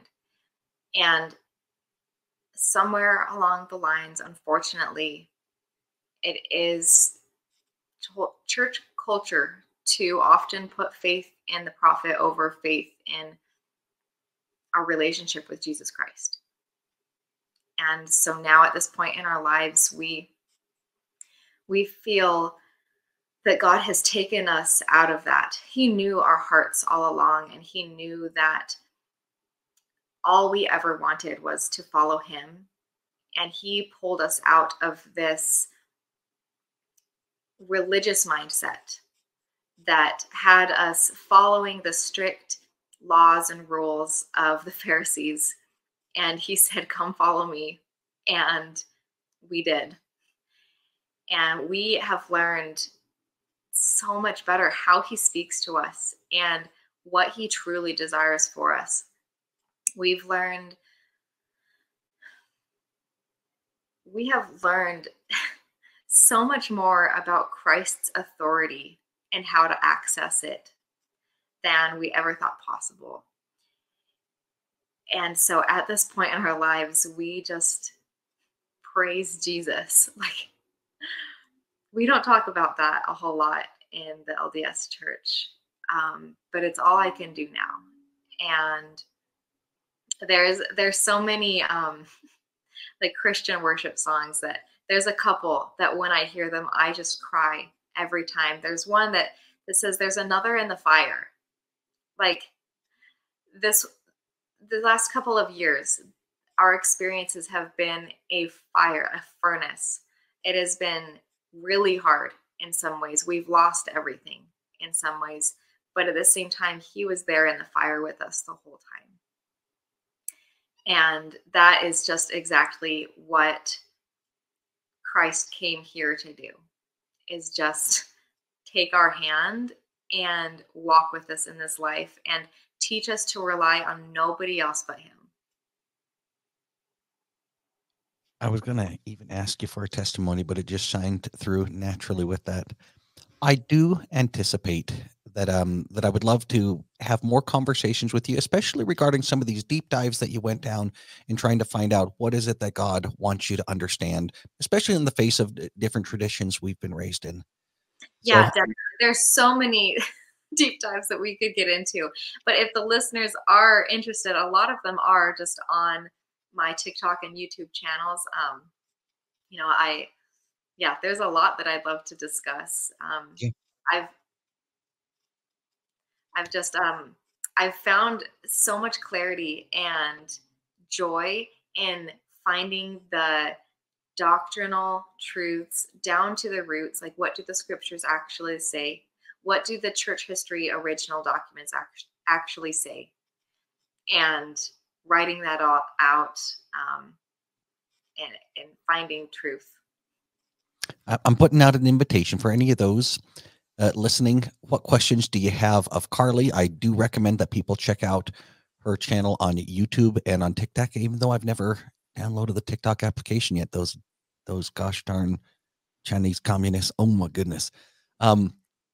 Karli Lyman, I want to thank you very sincerely for coming and sharing your faith journey here on the Disciple of Christ podcast. Hey, thank you so much for having me. I'd love to come back on. This was so fun.